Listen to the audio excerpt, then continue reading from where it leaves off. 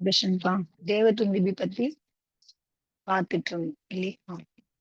அதுல வந்து இன்னும் கொஞ்சம் இது பண்றாங்க. பேப்பர்ஸ் இருக்கு கொஞ்சம் அது எப்படி பார்த்தோம்னு சொன்னா, தேவதுந்துபி நமக்கு வந்து என்ன மாதிரி ஒரு அறிவிப்பை குடுக்குற மாதிரி இருக்கும்.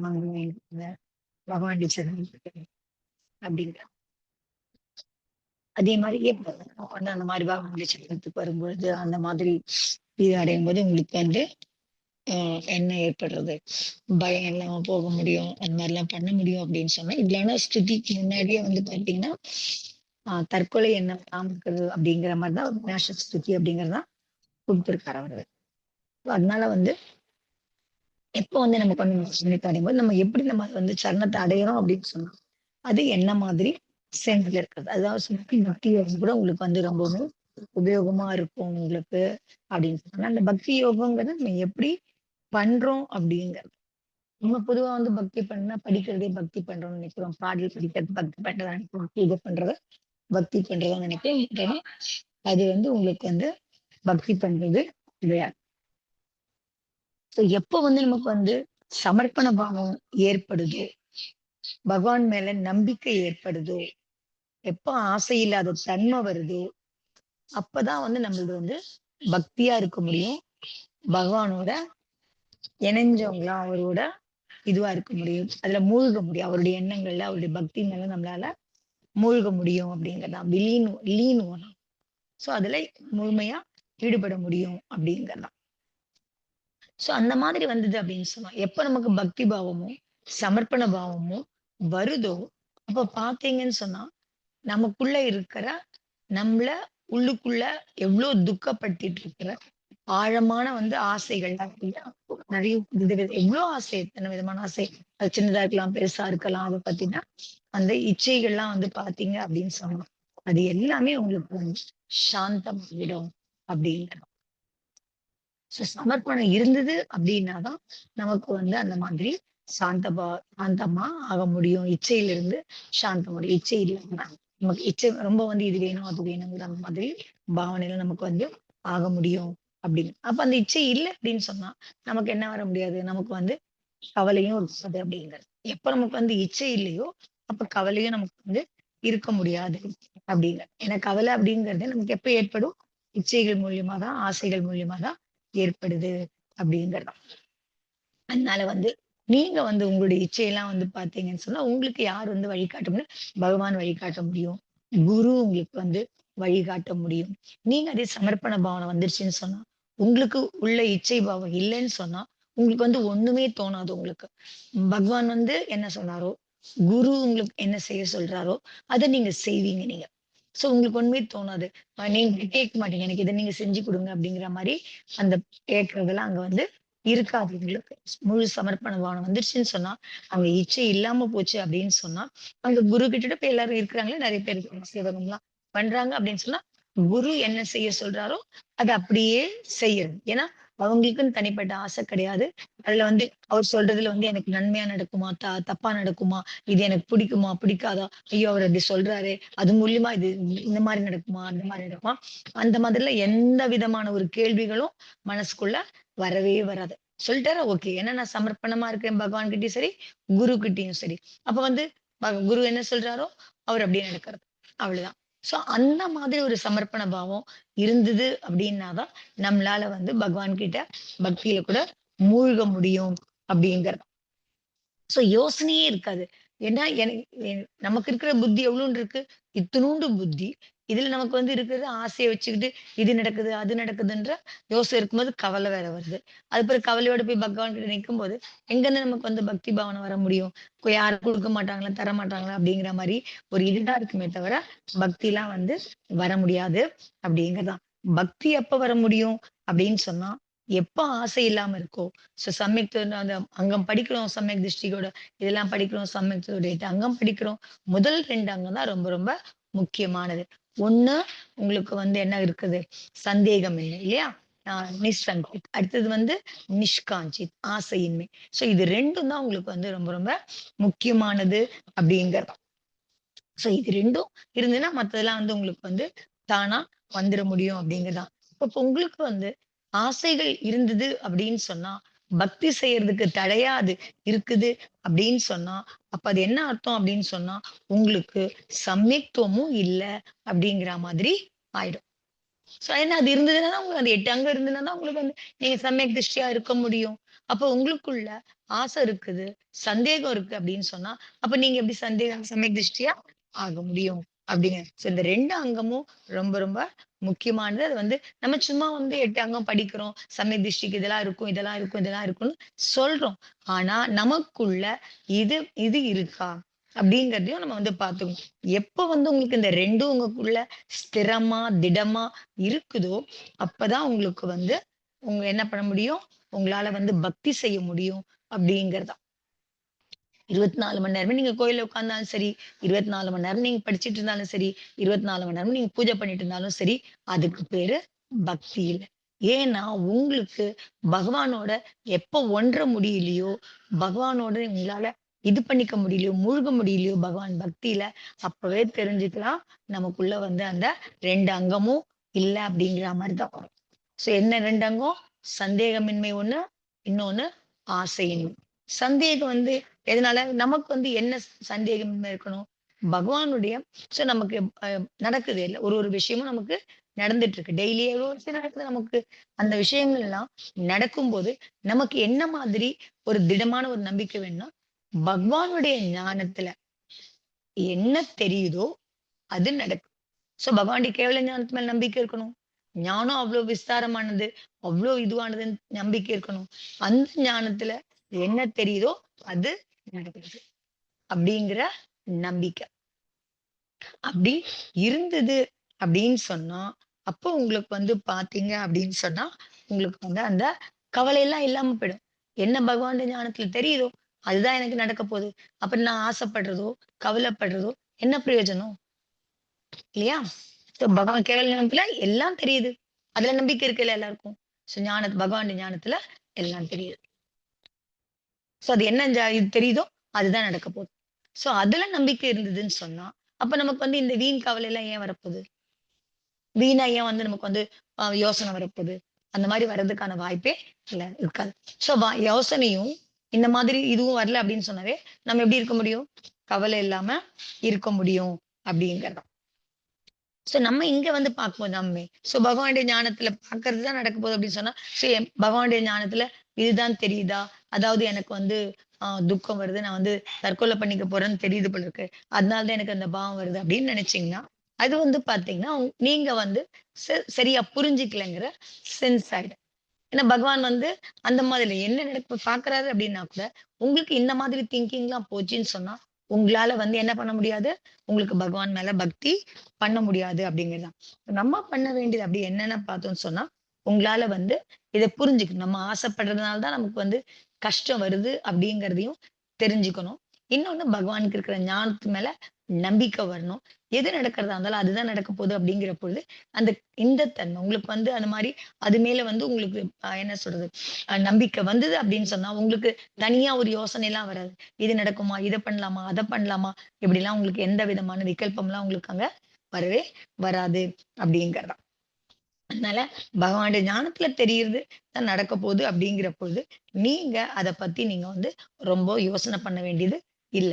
அந்த தற்கொலை எண்ணமும் உங்களுக்கு வந்து வராம இருக்கிறதுக்கு நீங்க இந்த மாதிரி யோசனை பண்ணீங்க அப்படின்னு சொன்னா, உங்களுக்கு அந்த மாதிரி துக்கமும் இருக்க முடியாது. இல்லாம போயிடும் அப்படிங்கிறது. அப்ப நமக்குள்ள வந்து அந்த நம்பிக்கை வரும்பொழுது, ஆசையின்மை வரும்போது, நமக்கு என்ன வர முடியும்? நம்முடைய பாவனையில வந்து மாற்றம் வர முடியும். அந்த மாதிரி மாற்றம் வரும்போது, நம்ம தற்கொலைக்கு எண்ணம் வராம இருக்க முடியும் அப்படிங்கிறது தான். அப்பதான் நம்ம எதுவரைக்கும் யோசிக்கணும் அப்படின்னா, என்ன நடக்குதோ அது பகவானுடைய ஞானத்துல தெரியறது தான் நடக்குது அப்படிங்கிறத மட்டும் ஞாபகத்துல வச்சுக்கிட்டு, நம்ம செய்ய வேண்டியது என்னன்னா, பக்தி மட்டும் தான் செய்யணும் அப்படிங்கிறது தான். அதே மாதிரி வந்து நிச்சயம் உங்களுக்கு வந்து அவர்கிட்ட வந்து சமர்ப்பண பாவம். இவர தவிர வேற யாரும் எனக்கு ஆராதனைக்கு உரியவர் இல்ல. இவர விட சிறந்தவங்களா ஒருத்தர் இருக்க முடியாது. கேவல ஞானத்தை இவர விட தெரிஞ்சவங்களா, இவரோட இதுவா எந்த பகவான் இருக்க முடியும்? இவரோட உயர்ந்த பகவான்லாம் யாரும் இல்ல. 3 லோகத்துக்குமா இருக்கிற இவரு தான் பகவான். இவர் மேல எனக்கு வந்து சமர்ப்பண பாவம் வரணும் உங்களுக்கு. அப்போ உங்களுக்கு வந்து நீங்க பக்தி பண்ணும் பொழுது உங்களுடைய பாவனையிலயும் வித்தியாசம் வர முடியும். உங்களுக்குள்ள ஒரு சாந்தம், அமைதி இதெல்லாம் வந்து உங்களுக்கு வர முடியும் அப்படிங்கிறது. அப்போ உங்களுக்கு வந்து எப்பவுமே உங்களுக்கு வந்து என்ன இருக்கும், புத்தியில வந்து உங்களுக்கு ஒரு சந்தோஷம் இருந்துட்டே இருக்கும். ஏன்னா, ஆசை இருந்தா தான் கவலை வரும். கவலை இருந்தா தான் துக்கம் வரும். ஸோ உங்களுக்கு அந்த ஆசையே இல்ல. எது நடக்குதோ பகவான் ஞானத்துல தெரியுது. அது பாட்டு அது நடக்க போகுது.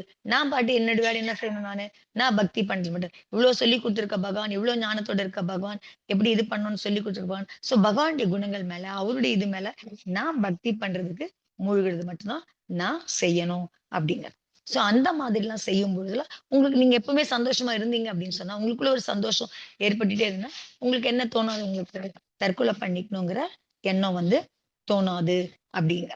ஸோ ஆனா இன்னைக்கு எப்படி ஆகுதுன்னு சொன்னா, ஏன் இவ்ளோ கவலைப்படுறோம்? ஏன் இவ்ளோ துக்கப்படுறோம்? இது எல்லாத்துக்கும் எது காரணமா இருக்கு அப்படின்னு சொன்னா, ஆசை தான் வந்து காரணமா இருக்கு. ஏதாவது ஒண்ணு நினைக்கிறோம், அது நடக்கலன்னு சொன்னா, அத பத்தி வருத்தம். அத எப்படியாவது அத பண்ணிடணுன்ற வருத்தம். எல்லாமே எவ்ளோ யோசிப்பு, எவ்ளோ தீவிரம், எவ்ளோ அந்த எண்ணங்கள்ல எவ்ளோ ஒரு இது வருத்தம், ஒரு உள்ளுக்குள்ள எவ்ளோ ஆக்குலம், வியாக்குலம் எவ்ளோ வியாக்குலம், எவ்ளோ இது நமக்குள்ள வருது அப்படிங்கிறத. சோ அது காரணமா என்னென்னலாம் செய்ய ஆரம்பிக்கிறாங்க.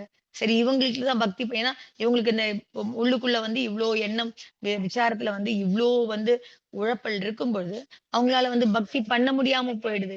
சோ பக்தி பண்ண முடியல அப்படின்னு சொல்லும் பொழுது, அப்ப என்ன ஆகுது? இத வந்து வேற ஒருத்தர் பயன்படுத்திக்கிட்டு, அத வந்து அது அந்த மாதிரி ஒரு வியாபாரமாவும் ஆகுது.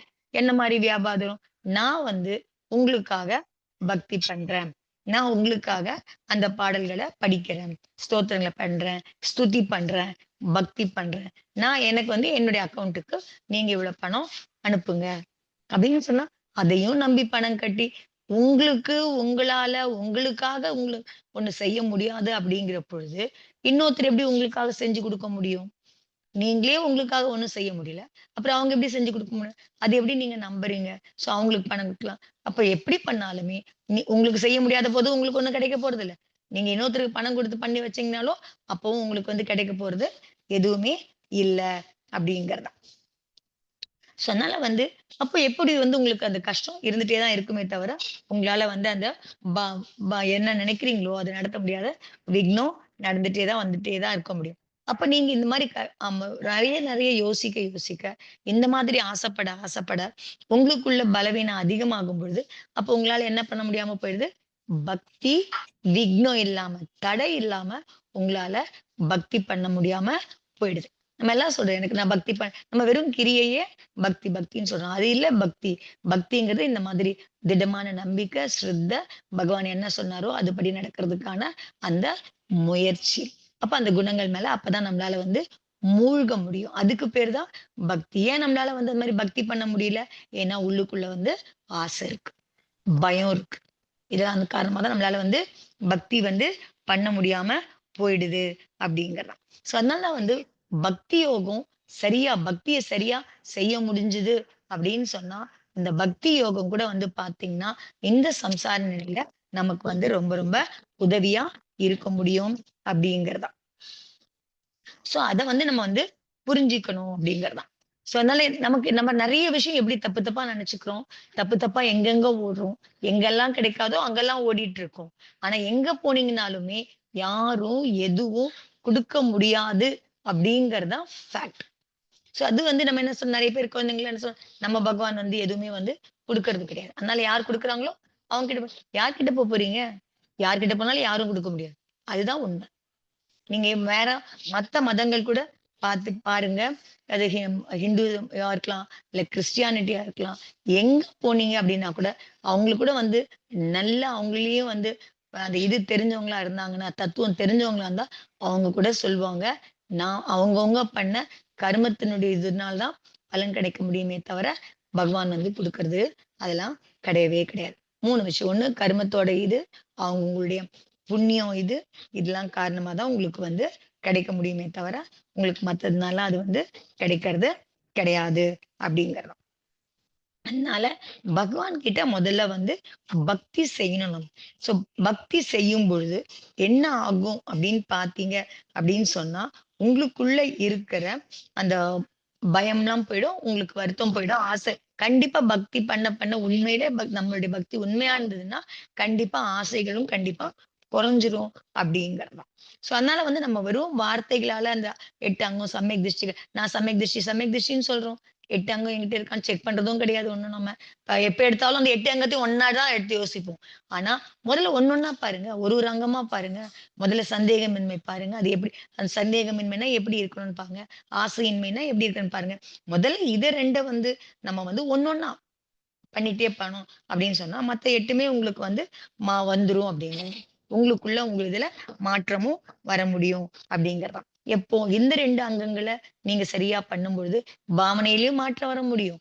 கருமத்திலயும் உங்களுக்கு வந்து மாற்றம் ஏற்பட முடியும். ஸோ அந்த கர்மத்துல பரிவர்த்தனை ஏற்பட்டது அப்படின்னு சொன்னா, அப்ப உங்களுக்குள்ள வந்து எப்படி நீங்க அந்த இன்னும் பகவான் கிட்ட மூழ்குறதுக்கானது இது உங்களால பண்ண முடியும் அப்படிங்கிறது தான். அதனால அத வந்து முதல்ல புரிஞ்சுக்கணும். இந்த 2 அங்கங்கள் மேல நெறைய கவனம் வைக்கணும் அப்படிங்கிறது தான். ஸோ அதனால வந்து மத்ததெல்லாம் பார்த்தீங்க அப்படின்னு சொன்னா, இது 2 வந்தது அப்படின்னாவே பார்த்தீங்கன்னா, உங்களுக்குள்ள தானாவே வந்துரும். ரொம்ப ஒண்ணும் கஷ்டப்பட்டு அதெல்லாம் ஒண்ணும் பண்ணணும்லாம் கூட இல்ல அப்படிங்கிறது தான். அது முதல்ல இந்த 2 அங்கங்கள் மேல தான் நம்ம வந்து முக்கியமா வந்து கவனம் செலுத்தணும் அப்படிங்கிறது. அது இல்ல அப்படிங்கிறதுனால தான் உங்களுக்கு அந்த ஆசையின்மையும் இல்ல, நம் நம்பிக்கையும் இல்ல அப்படிங்கிறத பொழுது தான். ஸோ உங்களுக்கு வந்து அந்த அ சந்தேகமின்மைங்கிற அந்த குணமும் உங்ககிட்ட இல்ல அப்படிங்கிறதுனால தான், நீங்க என்ன பண்றீங்க? வேறு வேற இடத்துக்கு நீங்க போக வேண்டிய கட்டாயத்துல இருக்கீங்க, போறீங்க. அப்ப உங்களுக்குள்ள ஒரு துக்கம் இருந்துகிட்டே இருக்கு உங்களுக்கு. அந்த துக்கம் இருக்கும் பொழுது, யாராவது வந்து உங்க தோள் மேல ஒரு கை வச்சாங்கன்னு சொன்னா, நீங்க ஒரு ஆசுவாசப்பட்டு, இவரு என்னுடைய துக்கத்தெல்லாம் போக்குறதுக்கு உறுதுணையா இருப்பாரு. இவருடைய சம்யோகம், இவருடைய தொடர்பு என்னுடைய துக்கத்த போக்குறதுக்காக இருக்க முடியும் அப்படின்னு நீங்க வந்து நினைக்கிறீங்க. உங்க மனசு அந்த மாதிரி நினைக்குது. ஈவன் அப்பலாம் பார்த்தீங்க அப்படின்னு சொன்னா, வீட்ல இருக்கவங்க மேல கூட உங்களுக்கு வந்து நம்பிக்கை இருக்கறதில்ல. அவங்க மேல கூட வெறுப்பு வரும். ஏன்னா, அவங்க உங்களுக்கு உதவி செய்யல அப்படிங்கிற பொழுது, அப்ப இந்த மாதிரி யாராவது ஒருத்தர் வந்து ஆசுவாசப்படுத்துற மாரி அவங்க கண்டிப்பா பண்ண முடியாது. இருந்தாலும் யாரோ ஒருத்தர் உங்களுக்கு இது பண்ணும்பொழுது, நீங்க அவங்க செஞ்சுருவாங்கன்னு நீங்க அவங்கள நம்புறீங்க. அவங்க சொல்றதெல்லாம் இது பண்றீங்க. அவங்க என்ன சொல்றாங்களோ, அதுபடி சரி. ஆனா அப்பவும் உங்களுக்கு வந்து பலன் கிடைக்கிறதுன்றது எந்தவித கேரண்டியும் கிடையாது அப்படிங்கிறது தான். ஸோ அதனால வந்து இந்த நோ கஷாயம் எல்லாமே பார்த்தீங்க அப்படின்னு சொன்னீங்கன்னா, உங்களுக்கு எல்லாமே உங்களுடைய மனச, உங்களுடைய மனோவிஞ்ஞானத்த, உங்களுடைய மனசு இருக்க அந்த இத தான் வந்து பேசுறதா தான் இருக்கு உங்களுக்கு. ஸோ இங்க வந்து இந்த தேவதுந்துபிக்கு நம்ம என்ன பார்த்தோம்? பயமும், க இதுவும் பார்த்தோம் இல்லையா? ஜுகுப்சா பார்த்தோம். ஸோ அந்த பயம் இருந்ததுன்னு சொன்னா, கண்டிப்பா ஜுகுப்சாவும் கூடவே இருக்கும். 2மே ஒண்ணு உதயத்துக்கு வருதுன்னு சொன்னா, இன்னொன்னுமே உங்களுக்கு வந்து அங்க இருக்கும். ஆனா, ஒரு குறிப்பிட்ட சமயத்துல வேணா, எதனுடைய உதயத்தினால உங்களுக்கு அந்த பாவனை வருதுங்கிறதுல வேணா கொஞ்சம் வித்தியாசம் இருக்க முடியும். இது பயம் காரணமா வந்தது, இது ஜுகுப்சா காரணமா வந்தது அப்படின்னு. ஆனா, பயம் இருந்ததுன்னா, கண்டிப்பா உங்களுக்கு வந்து ஜுகுப்சா இருக்கும் அப்படிங்கிறது தான். இதனால அந்த அந்த ஜூகுப்சாங்கிறதுக்கு என்னது? உங்களுக்கு வந்து வெறுப்பு ஏற்படுறது. ஸோ அந்த வெறுப்பு ஏற்படுதுன்னா என்ன அர்த்தம்? தாம் மேலேயே வந்து வெறுப்பு ஏற்படுறது. நீங்க ஒண்ணு நினைக்கிறீங்க. அத அடையறதுக்கான முயற்சிலாம் பண்றீங்க. அது உங்களுக்கு கிடைக்க மாட்டேங்குது. அது கிடைக்கல அப்படிங்கிற பொழுது, உங்களுக்கு என்ன ஆகுது? உங்களுக்கு உங்க மேலேயே வெறுப்பு வருது அப்படிங்கிறது. ஸோ அந்த வெறுப்பு வர வர, இன்னும் அதனுடைய தீவிரம் அதிகமாக அதிகமாக, உங்களுடைய அந்த ஆசை அதிகமாகும்போது, அத அடைய முடியல அப்படிங்கிற பொழுது, அந்த தீவிரம் அதிகமாகும்போது என்ன ஆகுது அப்படின்னு சொன்னா, உங்களுடைய மனசு தற்கொலை பண்றதுக்கான ஒரு பாவனைக்கு வருது அப்படிங்கிறது. ஸோ அப்பனால தற்கொலை எண்ணம் எங்க வருது அப்படின்னு பார்த்தீங்கன்னா, தான் மேலேயே எப்போ வந்து பயமாகுதோ, தான் மேலேயே எப்போ வந்து வெறுப்பு அதிகமாகுதோ, அப்பதான் வந்து வாழ முடியாது அப்படிங்கிற எண்ணம் வருது. அப்பதான் தற்கொலை பண்ணிக்கணும் அப்படிங்கிற எண்ணமும் வருது அப்படிங்கிறது தான். ஸோ இதுக்கு அந்த தற்கொலை எண்ணங்கிறது வந்து ஒண்ணும் எல்லாருக்கும் ஒண்ணும் ரொம்ப பலவீனமானவங்களுக்கு தான் வருது அப்படிங்கிறதெல்லாம் கிடையாது. ஸோ மத்தவங்களால வந்து ஒரு பெரிய ஆளா பார்க்கிறவங்க கூட வெளியில இருந்து பார்க்கும்போது பார்த்தீங்கன்னா, அவ்ளோ பெரிய ஆளு, அவ்ளோ புகழ் இருக்காங்க, அவ்ளோ சக்தி வாய்ந்தவங்க, அந்த மாதிரி இருந்தாங்க அப்டின்னா கூட, அவங்க கூட பார்த்தீங்கன்னா, தங்களுக்குள்ள பயந்தாங்கன்னு சொன்னா, தன்ன பார்த்து பயந்துகிட்டாங்கன்னு சொன்னா, அவங்களுமே தற்கொலை செஞ்சுக்கிறத நெறைய பேர் நம்ம பார்க்குறோம். அவங்களுக்குமே வந்து அந்த மாதிரி இருக்கிறத எவ்ளோ பார்க்குறோம் இல்லையா?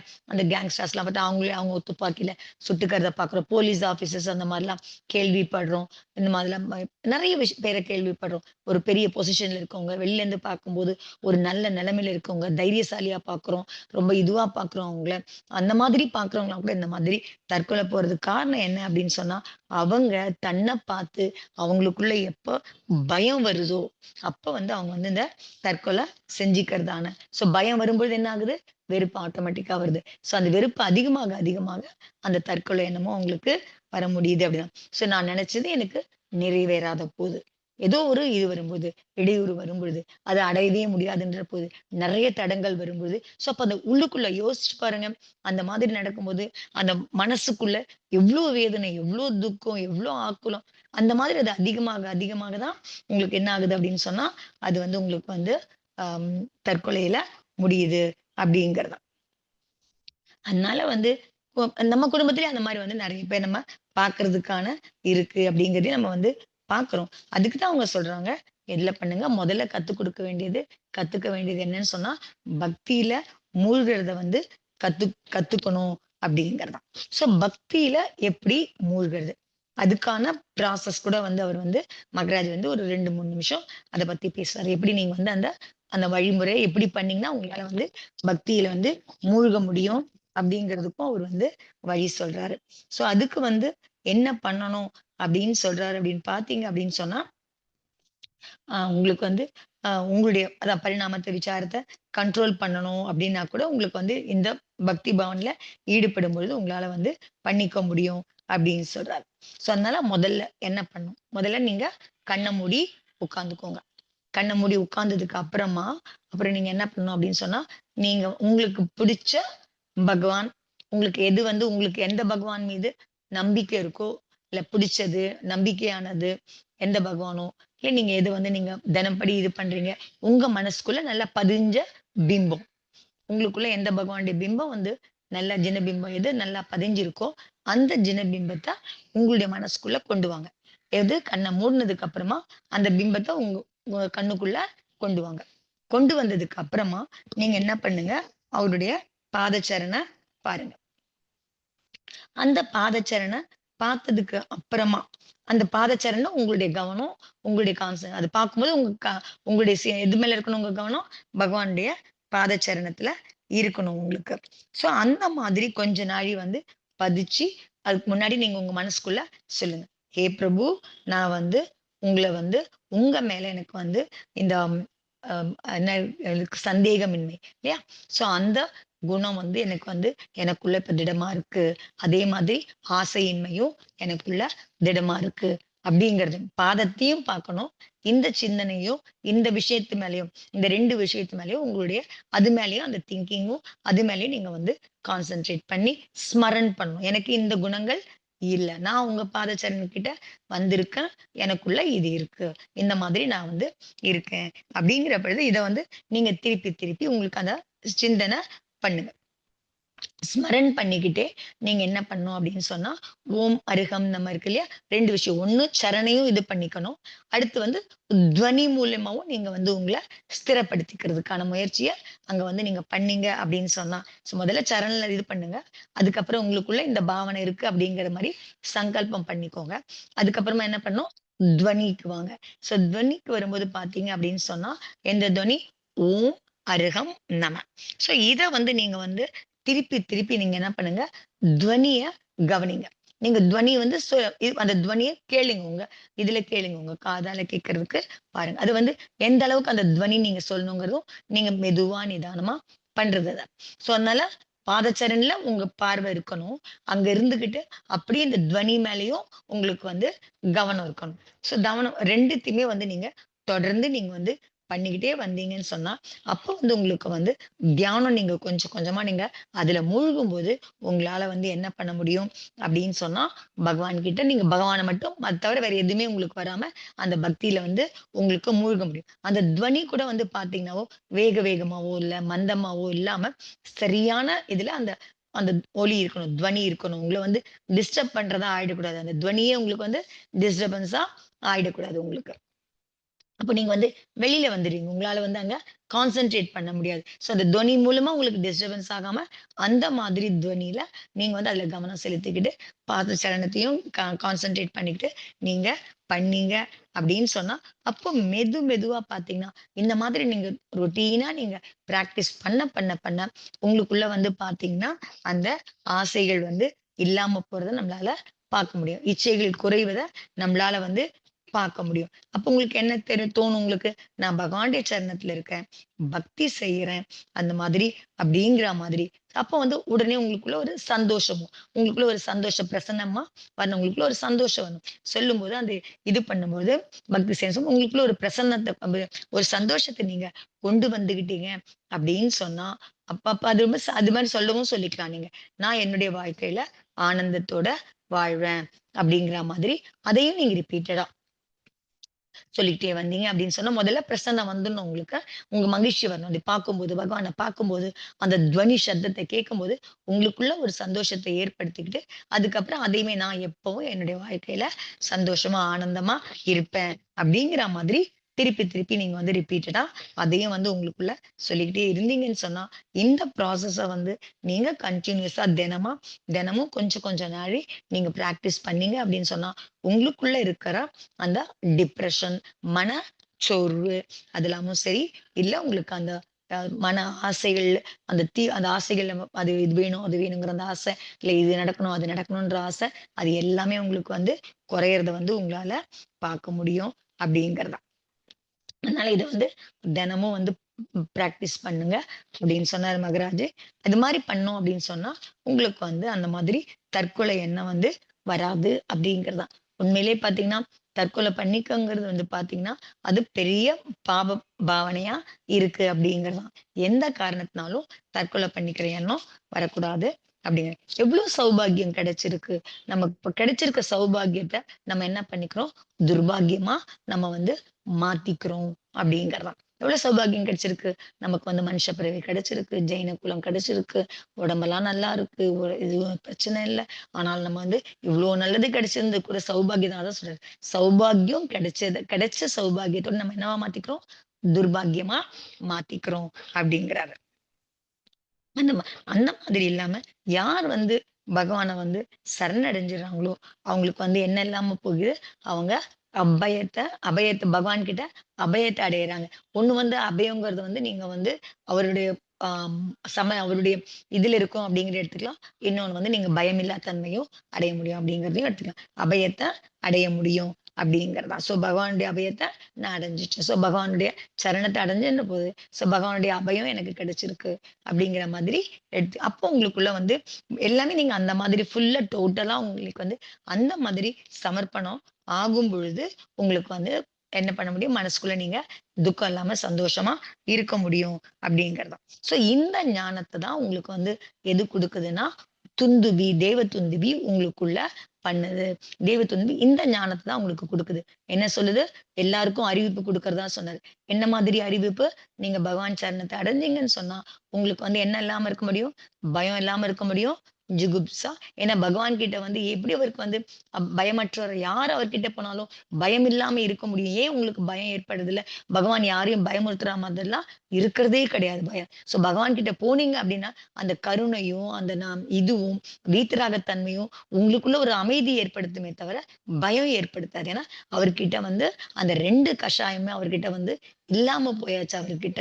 அதனால வந்து நீங்க பகவான் கிட்ட போகும்போது உங்களுக்கும் அந்த பயமில்லா தன்மையும், வெறுப்பின்மையும் வரணும்போது, நீங்க பகவான் கிட்ட சமர்ப்பணம் ஆகும்போது, பக்தியில மூழ்கும்போது, நமக்கும் அது வந்து கிடைக்க முடியும் அப்படிங்கிறது தான்.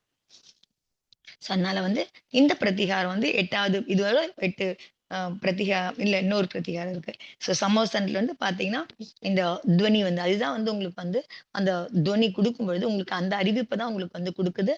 அந்த ஞானத்த தான் உங்களுக்கு அந்த துந்துபி வந்து குடுக்குது அப்படிங்கிறது தான். அதனால இத வந்து நீங்க வந்து உங்களுக்கான விஷயமா இருக்கணும். நீங்க இது மேல தான் நீங்க வந்து இத ஆதாரப்பட்டு நீங்க உங்களுக்குள்ள பகவான் கிட்ட சமர்ப்பணம் அடையும் பொழுது, இது உங்களுக்கு முறையா தியானமா நீங்க செய்யும் பொழுது, நீங்க சந்தோஷமா இருக்க முடியும் அப்படிங்கிறது தான். அத வந்து நம்ம வந்து தெரிஞ்சுக்கணும் அப்படிங்கிறது. இதுதான் வந்து நீங்க இது உங்களுக்கு வந்து அந்த மாதிரி அருகம் துவனி கூட உங்களுக்கு வந்து முறையா நீங்க பிராக்டிஸ் பண்ணீங்க அப்படின்னு சொன்னா, அத கூட நீங்க பிராக்டிஸ் பண்ணீங்கன்னா, உங்களால வந்து ஜெபம் பண்ணணும் ஒரு ரொட்டீனா ஒப்பிக்கிறது இல்ல. நீங்க வந்து உங்களுடைய மனசுக்குள்ள அந்த பாவனை எப்படி வச்சிருக்கீங்க? எப்படி நீங்க அ இது பண்ணிக்கிறீங்க? பகவானோட உங்கள வந்து கனெக்ட் பண்ணிக்கிறீங்கிறது முக்கியம். ஏன் கனெக்ட் பண்ண முடியலன்றதுக்கு அவர் ரீசன் சொல்லிட்டாரு. எங்க பயமும், ஆசையும் இருக்கோ, அங்க வந்து உங்களுக்கு வந்து கண்டிப்பா கனெக்டே ஆக முடியாது அப்படிங்கிறது. சோ நீங்க சமர்ப்பண பாவம் ஆகிட்டீங்கன்னு சொன்னா, எது பகவானுடைய அந்த நம்பிக்கை. கேவல ஞானத்துல எல்லாம் தெரியுது. பகவானுடைய ஞானத்துல எது தெரியுதோ, அது நடக்குது அப்படிங்கிற பொழுது, எனக்கு நான் செய்யறதுனால ஒண்ணும் கிடையாது. நான் கவலைப்படுறதுனால ஒண்ணும் கிடையாது. அப்படிங்கிற மாரி நிச்சிந்தைக்கு வந்துட்டீங்க அப்படின்னு சொன்னா, உங்களால பகவான் கிட்ட பக்தியில மூழ்க முடியும் அப்படிங்கிறது தான் இந்த காதையில சொல்லியிருக்காரு. சோ எல்லாரும் சொல்றாங்க, நீங்க பகவான பக்தி பண்ணுங்க, பக்தி பண்ணுங்க, பக்தி பண்ணுங்க. நெறைய கேட்கிறோம். நீங்க எல்லாம் என்ன சொல்றீங்க? நானும் படிக்கிறேங்க, பக்தாமரம் படிக்கிறேன், கல்யாண மந்திரம் படிக்கிறேன், இது படிக்கிறேன், அது படிக்கிறேன். ஆனா ஒண்ணுமே நடக்க மாட்டேன்துங்க. ஏன் நடக்க மாட்டேன்து? ஏன்னா நீங்க உண்மையிலேயே பக்தி பண்ணல அப்படிங்கிறது அங்க ஃபேக்ட். சோ அத புரிஞ்சுக்கணும் அப்படி. சோ பக்தி பண்றதுன்னா எப்படி பண்ணணும்? நமக்குள்ள என்ன மாதிரி பாவனை இருந்ததுன்னா, நம்மளால பக்தி பண்ண முடியும். அப்படிங்கிறது தான் இந்த இதுல வந்து சொல்லியிருக்காரு. இது எல்லாருக்குமே வந்து ரொம்பவுமே வந்து உதவியா இருக்கிற ஒரு அ பாடலுக்கு குடுத்திருக்காரு. அவரான தலைப்பென்ம வெறும் தற்கொலைக்கு தான் சொன்னாரு அவரு. ஆனா உண்மையிலேயே பார்க்க போனீங்கன்னு சொன்னா, நம்ம எப்படி பக்தி பண்ணோம், நமக்குள்ள எந்த பாவனை இருக்கணும் அப்படிங்கிறதும் இதுல முக்கியமா நம்ம வந்து இதுலருந்து எடுத்துக்கணும் அப்படிங்கிறது தான். சோ இது வந்து உங்களுக்கு வந்து தேவதுந்துபிக்கான 34வது பாடலா உங்களுக்கு வந்து இருந்தது. அத பத்தி பார்ப்போம். எவ்வளவு யோசிச்சு பாருங்க. நமக்கு வந்து நம்ம வெறும் அது அஷ்ட பிரதிகாரம்லாம் வெறும் 8 பேர சொல்லுவோம் அவ்வளவுதான். இது தேவதுந்துபியா கானம்லாம் ஒலிச்சுட்டே இருக்கும். அவ்வளவுதான். இந்த மாரியா? இதுவா? சோ எவ்ளோ விஸ்தாரம், எவ்ளோ உள்ளுக்குள்ள ஒண்ணொண்ணுத்துக்குள்ள எவ்ளோ விஷயம் இருக்கு. எவ்ளோ அந்தரங்கத்துல நம்ம எங்கெங்கெல்லாம் வந்து நம்ம சரியா புரிஞ்சுக்காம இருக்கோங்கிறத நம்ம இவர் விளக்கம் சொல்லும்போது நம்மளால வந்து தெரிஞ்சுக்க முடியும். சோ அட்லீஸ்ட் இத்தன நாள் நம்ம தெரிஞ்சாம போயிட்டோம் அப்டின்னா கூட, இப்ப இவர் வந்து நமக்கு வந்து ஏதோ ஒரு புண்ணியம் காரணமா நமக்கு வந்து இவர் மூலியமா நமக்கு தெரிஞ்சுக்க முடியுது அப்டின்னு சொன்னா, இனியாவது வந்து அவர் என்ன சொல்றாரோ, அத பிராக்டிஸ் பண்றதுக்கு முயற்சி பண்ணணும் அப்டிங்கிறது. சோ அடுத்தது வந்து பார்த்தீங்க அப்டின்னு சொன்னா, புஷ்ப விருஷ்டி. சோ வந்து புஷ்ப விருஷ்டின்னு சொல்லும்போது, சொல்றேன் பகவானுக்கு முன்னாடி தேவர்கள் வந்து என்ன பண்றாங்க? புஷ்பங்கள பொழியறாங்க. புஷ்ப விருஷ்டிய பொழியறாங்க இல்லையா? சோ அந்த ஸ்லோகத்துக்கு அதுல வந்து பார்த்தீங்கன்னா, அதுக்கு டைட்டில் என்ன குடுத்திருக்காருன்னு பார்த்தீங்கன்னா, காம வேதனா நாஷம். சோ காம வேதனைய போக்கடிக்கக்கூடியதா இந்த ஸ்துதி வந்து இருக்கு அப்படின்னு சொல்றாரு. பாடல் என்ன சொல்லுது அப்படின்னு பார்த்தோம் அப்படின்னு சொன்னா, புஷ்பாணி சந்தி சகலானி நபும்சகானி ஹர்ஷந்தி தானி வனிதா நர சம்யோகாத் காம த்ரிவேத சகித பததீக காமம் தேவேந்திர புஷ்ப பதனாச்ச லதோபி மன்யே அப்படிங்கறத சொல்றாரு. சோ என்ன மாதிரி ஒரு காட்சிப்படுத்துறாரு அப்படிங்கிறது. சோ அந்த புஷ்பங்கள் விழறது வந்து என்ன மாதிரி காட்சியா இருக்குன்னு தான் இங்க வந்து காட்சிப்படுத்துறாரு அந்த காட்சிய. சோ அதுக்கான ஹிந்தி அனுவாதம் பார்த்தோம் அப்படின்னு சொன்னா, புஷ்ப ரூப் में खिल जावे सब भाव नपुंसक वेद धरे कभी कभी नर से हर्षित हो नारी संग भी हर्ष धरे देवेंद्रों की पुष्प वृष्टि जो प्रभु सम्मुख नित गिरती है तीन वेद से सहित काम यह गिरता है यह कविती है. சோ புஷ்ப விருஷ்டி என்ன சொல்லுது? பகவான் கிட்ட இருந்த அந்த காம இச்சைகள், காம வேதனைகள் உதிர்ந்துடுச்சு, உதிருது. சோ அதுதான் வந்து புஷ்பமா, அதனுடைய அடையாளமா தான் அந்த புஷ்பம். இது ஏன் வந்து காமத்தோட நம்ம சம்சாரத்தோட பார்த்தோம்னு சொன்னா, புஷ்பங்கிறது வந்து காமத்தோட தொடர்புடைய ஒரு அடையாளமா நம்ம வந்து பார்க்கிறோம் நம்ம. சோ அப்ப புஷ்ப விஷ்டிங்கிறது அங்க வந்து வெறும் பூக்கள் விழுறது இல்ல. அங்க என்ன விழுந்துட்டு இருக்கு, என்ன வெளியில கொட்டின்னு இருக்கு, பகவானுக்கு உள்ளுக்குள்ள இருந்த எந்த வேதனையும் இல்ல, காம வேதனையும் இல்ல. அதெல்லாம் வந்து வெளியில கொட்டியாச்சு. சோ அதுதான் வந்து பூக்கள் ரூபத்துல கீழ விழுது அப்படிங்கிறதான். தேவர்கள் வந்து அது முன்னாடி பண்ணும்பொழுது, அந்த மாதிரி அது வந்து விழுது அப்படின்னு சொல்றாங்க. சோ இதுலயே வந்து பார்த்தீங்க அப்படின்னு சொன்னா, உங்களுக்கு பூக்கள்ல கூட வந்து உங்களுக்கு வந்து வேதம் இருக்கு. அதெல்லாம் இருக்குன்னு பார்த்தோம் அப்படின்னு சொன்னா, 3 வேதம் சொல்றோம் நம்ம. புஷ்ய வேதம், ஸ்ரீ வேதம், நபும்சக வேதம். ஜெயின் என்ன சொல்லுது? புஷ்பம்லாம் வந்து நபும்சக வேதம் அப்படின்னு சொல்லுது. ஆனா நீங்க விஞ்ஞானிகள் என்ன பண்றீங்க? ஆனா அதுலயும் பார்க்குறாங்க. விஞ்ஞானிகளோட சிலர்லாம் ரிசர்ச் பண்ணும்போது என்ன சொல்றாங்க? பெண்கள் கிட்ட வந்தாங்கன்னு சொன்னா, அந்த ஒரு அந்த செடிக்கிட்டயோ, பூ மரத்துக்கிட்டயோ அவங்க வரும்போது, அவங்க தொட்டாவோ, இல்ல அவங்க வந்து அந்த இது உமிழ்ந்தாங்கனாங்க அப்படின்னாவோ, அது ரொம்பவுமே மகிழ்ச்சி ஆயிடுது. அந்த பூக்கள்லாம் அப்படிங்கிற மாதிரி எல்லாம் பண்ணாங்க. அப்ப அவங்க என்ன நெனச்சுக்கிட்டாங்க, பூக்கள் வந்து ஆண் பாலா இருக்கலாம். அதனால தான் பெண்கள் அருகாமையில இருக்கும் பொழுது, பெண் அருகில வரும்பொழுது, அது வந்து சந்தோஷமுடையதா ஆகுது அப்படின்னு வந்து சொல்றாங்க. ஆனா, ஆக்சுவலா பாக்க போனோம் அப்படின்னு சொன்னா, இங்க வந்து பாத்தீங்கன்னா, நபும்சக வேதத்துல வந்து பாத்தீங்கன்னா, அது பெண்ணா இருந்தாலும் சரி, ஆணா இருந்தாலும் சரி 2 பேர்கிட்டயும் அதுக்கு வந்து ஒரு வந்து இச்சை வந்து அதுக்கு வந்து ஏற்பட முடியும். நபும்சக வேதத்துக்கு அதுதான் உங்களுக்கு வந்து ஒரு லட்சணமா உங்களுக்கு வந்து இருக்கு. ஸ்திரீ இருந்தாலும் ஸ்திரீ மேலயும் ஒரு விருப்பம் வரும். ஏன்னா, அவங்க கிட்ட வந்து 2ம் கலந்த ஒரு இது இருக்கறனால, நபும்சக வேதத்துக்கிட்ட 2 பாவனையும் கலந்து இருக்கு அப்படிங்கிறதுனால, ஸ்திரிய பார்க்கும்போதும் அவங்களுக்கு வந்து இச்சை ஏற்பட முடியும். இத பார்க்கும்போதும் இச்சை ஏற்பட முடியும் அவங்களுக்கு. ஆண பார்க்கும்போது இச்சை வந்து ஏற்பட முடியும். அந்த மாரி தான் பூக்கள் கூட வந்து பார்த்தீங்க அப்படின்னு சொன்னா, அது வந்து உங்களுக்கு வந்து ஆண் வந்தாலும் சரி, பெண் வந்தாலும் சரி, அது மகிழ்ச்சி அடையக்கூடியதா இருக்கும். அப்ப பார்த்தோம் அப்படின்னு சொன்னா, பூக்கள்ல வந்து 3 வேதமே உங்களுக்கு வந்து இருக்கிறதா நீங்க வந்து எடுத்துக்க முடியும். அப்படிங்கிறதா இது சொல்றாரு. அதுதான் வந்து அதனால தான் வந்து காம திரிவேதம். 3 விதமான 3 திரிவேதம். 3 வேதத்தினுடைய காமமும் அங்க வந்து கொட்டியாச்சு. வெளியில கொட்டியாச்சு. அது வெளியில விழுந்துட்டு இருக்கு. அதுதான் உங்களுக்கு வந்து அந்த பூக்கள் சொல்ற இது அடையாளமா பூக்கள் அதனுடைய அடையாளமா தான் புஷ்ப விருஷ்டி இருக்கு. அதனுடைய அடையாளமா அது இருக்கு. அப்படிங்கிற மாதிரி அத சொல்றாங்க. அதனால வந்து 2 பேர் மேலயும் வர முடியும். அது ஆனா பூக்கள் வந்து இந்த சம்சாரத்தோட பார்த்தீங்க அப்படின்னு சொன்னீங்கன்னா, பழைய காலத்து கல்யாணம் அப்படிங்கிறது தான் சொன்னாரு. அவங்கலாம் வந்து பார்த்தீங்க அப்படின்னு சொன்னா, மணப்பெண்கிட்டயும் சரி, மணப்பையன்கிட்டயும் சரி, பூக்கள குடுத்து அது ஒரு ஒரு இதுவா இருந்திருக்கு கல்யாணங்கள்ல. ஒரு அ நிகழ்வாவும் இருந்திருக்கு. பூக்கள வந்து மேல போடுறது அப்படிங்கிறது, இவங்க அவங்க மேல போடுறது, ஆண், பெண் மாப்பிள்ளை பெண் மேல போடுறது, அதெல்லாம் இருக்கு. அதுல சில போட்டிகள்லாம் கூட அதுல இருக்குங்க. கல்யாண நிகழ்ச்சியில மொத்தத்தையும் பார்த்தீங்க அப்படின்னு சொன்னா, அந்த பூக்களோட பங்கு அவ்ளோ பங்கு இருக்கு அதுல. அவ்ளோ பூக்கள வந்து இப்ப வந்து நெறைய வந்து ஆர்டிபிஷியல் ஃப்ளவர்ஸ் பண்றாங்க. முன்னாடிலாம் பார்த்தீங்கன்னா, நிஜமாலுமே பூக்களோட பங்கு இருந்திருக்கு அப்படிங்கிறது ஏன்னு சொன்னா, அது வந்து காமத்த தூண்டக்கூடியதா அது வந்து இருக்கு அப்படிங்கிற பொழுது, அதனுடைய அடையாளமா அது இருக்குங்கிற பொழுது, அதெல்லாம் பயன்பாட்டுல அப்ப வந்து நெறைய பண்ணியிருக்காங்க அப்படிங்கிறதும் உண்டு.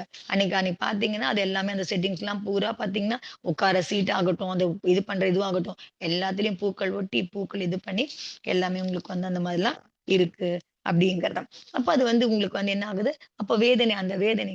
அந்த பூக்கள் போடும்போது கூட என்ன ஆகுது? அந்த மணப்பெண் மகன் மேல போடும்போதோ, இல்ல மாப்பிள்ளை பையன் போடும்போது என்ன ஆகுதுன்னா, நான் உன்னுடைய உன்ன பார்த்து உன்னுடைய பார்க்கும்போது எனக்கு உன் மேல ஒரு காமம் வருது. நான் காமத்தால ஈர்க்கப்படுறேங்கிற ஒரு இதுவா தான் அந்த நிகழ்வு கூட இருந்திருக்கலாம், இருக்குது அப்படிங்கிறது. அந்த பூக்கள் போடும்போது கூட, நான் உன்னால ஈர்க்கப்பட்டிருக்கேன். நீ என்னால வந்து ஈர்க்கப்பட்டங்கிற ஒரு அடையாளமா தான் அந்த பூக்கள் போடுறது கூட நிகழ்வு கூட இருக்கு அப்படிங்கிறது. இந்த இப்ப வேணா அந்த மாதிரி சிலதெல்லாம் வந்து இல்லாம இருக்கலாம். இது அந்த காலத்துலயும் இருந்திருக்கு அப்படின்லாம் அடையாளமா அது வந்து இருக்கு அப்படிங்கிறது. அந்த மாரி வழியெல்லாம் அப்ப வந்து வச்சிருந்திருக்காங்க. அது எல்லாமே என்ன ஆகுது உங்களுக்கு? காமத்த வந்து விருத்திப்படுத்துறதா, காமத்த தூண்டுறதா வந்து உங்களுக்கு வந்து இருக்கு அப்படிங்கிறது தான். ஆனா, பகவானுக்கு முன்னாடி போடுற புஷ்பம் எதனுடைய அடையாளமா இருக்கு பார்த்தோம் அப்படின்னு சொன்னா, அவர்கிட்ட இருந்த எல்லா காம வேதனையும் போயாச்சு. 3 வேதம் சம்பந்தப்பட்ட எல்லா காமமும் போயாச்சு அப்படிங்கிறது தான் அந்த பூக்களோட வரிசை கொட்டிட்டு இருக்க பூக்கள் நமக்கு வந்து அறிவுறுத்துது அப்படிங்கிறது தான். அதனால அ இது வந்து எதனால பண்ணியிருக்காங்கன்னா, அது வந்து பல காலமா அந்த மாதிரி ஒரு பூக்கள்ங்கிறது காமத்துக்கான அடையாளமா இருக்கு. ஏன்னா, அதனுடைய வாசனையாகட்டும், அதனுடைய அழகாகட்டும் எல்லாமே உங்களுக்கு இத தூண்டுறதா இருக்கு அப்படிங்கிறனால, அத வந்து அங்க பிரயோகம் பண்ணியிருக்காங்க அப்படிங்கிறது தான் இதுல வந்து பார்க்கணும் அப்படிங்கிறது தான். இப்ப இதுல வந்து பார்த்தீங்கன்னா, இதுவரைக்கும் வந்து பார்த்தீங்கன்னா, இதோட 8 பிரதிகாரம் முடிஞ்சு போச்சு உங்களுக்கு. 4 வந்து உங்களுக்கு வந்து இதுல சொன்னாரு உங்களுக்கு. என்ன குரோதமான மாய லோபத்துக்கு 4 பிரதிகாரம் ஆச்சு. அதுக்கப்புறம் வந்து 2, 2 ஜோடி ஜோடியா 3 பிரதிகாரம் ஆச்சு. கடைசி பிரதிகாரமா புஷ்ப விருஷ்டி வந்து வேத கஷாயத்தோட அந்த 3 வேதத்த சேர்ந்து அதுக்கான அந்த வேத கஷாயம் இல்ல. அதனால அவருக்கு வந்து அதுல சொல்லிட்டாங்க. 8 இதுக்கு வந்து 8 பிரதிகாரத்துக்கு அ என்னென்ன சேர்த்திருக்காரு? 4 கஷாயம், 9 நோ கஷாயம். அத வந்து வச்சு அவங்க அதோட சம்யோகம் பண்ணி அதோட இணைச்சு, அது எதனுடைய பாவனையா இருக்கு?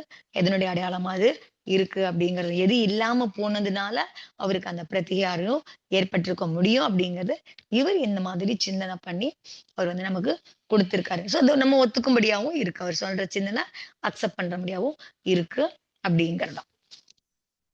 ஸோ நம்ம வந்து சும்மா எடுத்தோம் கொடுத்தோம்லாம் இல்லாம, நெ நல்லா அழகா திங்க் பண்ணி நமக்கு வந்து இந்த மாரி பாவனையில இத பார்க்கும்போது எவ்வளோ பொருத்தமா இருக்குன்றதையும் பார்க்க முடியும் அப்படிங்கிறது.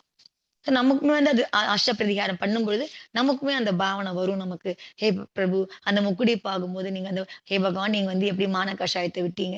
எப்படி உங்களுக்கு அந்த முக்குடு ஜொலிக்குது? எப்படி வந்து இருக்கு? நமக்கு முக்குட பார்க்கும்போதெல்லாம், நீங்க எப்படி மான கஷாயத்த விட்டீங்க? அசோக விருட்சத்த பார்க்கும்போதெல்லாம், எப்படி நீங்க சோகமும் இதுவும் விட்டீங்க? அரதியும் சோகமும் இல்லாம ஆச்சு உங்களுக்கு. அதே மாரி பாமண்டல் பார்க்கும்போது உங்களுக்கு எப்படி இருக்கு? இந்த மாரி ஒண்ணொண்ணும் நீங்க பார்க்கும்போது, இந்த குணம்லாம் நீங்க எப்படி விட்டீங்கன்றத நமக்கு தோண முடியும் அப்படிங்கிறத. ஸோ பகவானோட நீங்க வந்து பார்க்கறதுக்கு, நெறைய பேசுறதுக்கு, உங்களுக்கு கனெக்ட் பண்ணிக்கிறதுக்கு அது விஷயமா உங்களுக்கு வந்து இருக்க முடியும் அப்படிங்கிறது தான். ஸோ 8 பிரதிகாரம் பிரதிகாரம் முடிஞ்சு போச்சு. இதுக்கு மேல வந்து பார்த்தீங்கன்னா, ஒரு அதிசயம் பத்திலாம் கூட பேசிட்டு வந்திருக்காங்க. முதல்ல வந்து பிறவி அதிசயம் பத்தியும் கொஞ்சம் பேசினாரு. ஸோ இப்ப வந்து பிரதிகாரம் பேசியாச்சு. இப்ப செல்லாம் வந்து தேவகிருத்த அதிசயம் பத்தியும் பின்னாடி வர பாடல்கள்ல, அடுத்த வர பாடல்கள்ல பேசுறாரு. ஸோ அதுல வந்து முதல் பாடல் வந்து பார்த்தீங்கன்னா, 36 தேவகிருத்த அதிசயத்துல முதல் இதுவா என்ன சொல்றாருன்னு பார்த்தோம்னா, 36வது பாடல்ல அதுல வந்து பார்த்தீங்கன்னா, பூ அ சம்பதாயி ஸ்துதி. பூனா வந்து பூமி. பூமி வந்து சம்பத்தி நிறைஞ்சதா. எப்படி உங்களுக்கு வந்து செல்வம் நிறைஞ்சதா, ரத்னமயமா வந்து ஆகுது நம்ம படிக்கிறோம் இல்லையா? பூமி வந்து ரத்னமயமா ஆகுது அப்படிங்கிறத நம்ம படிச்சிருக்கோம். ஸோ அந்த மாதிரி ஆகுறதுக்கு அத பத்தின ஸ்துதி. அந்த இத பத்தி அந்த அந்த தேவர்கள் பண்ண அந்த அதிசயம் பத்தி இங்க வந்து பேசுறார்.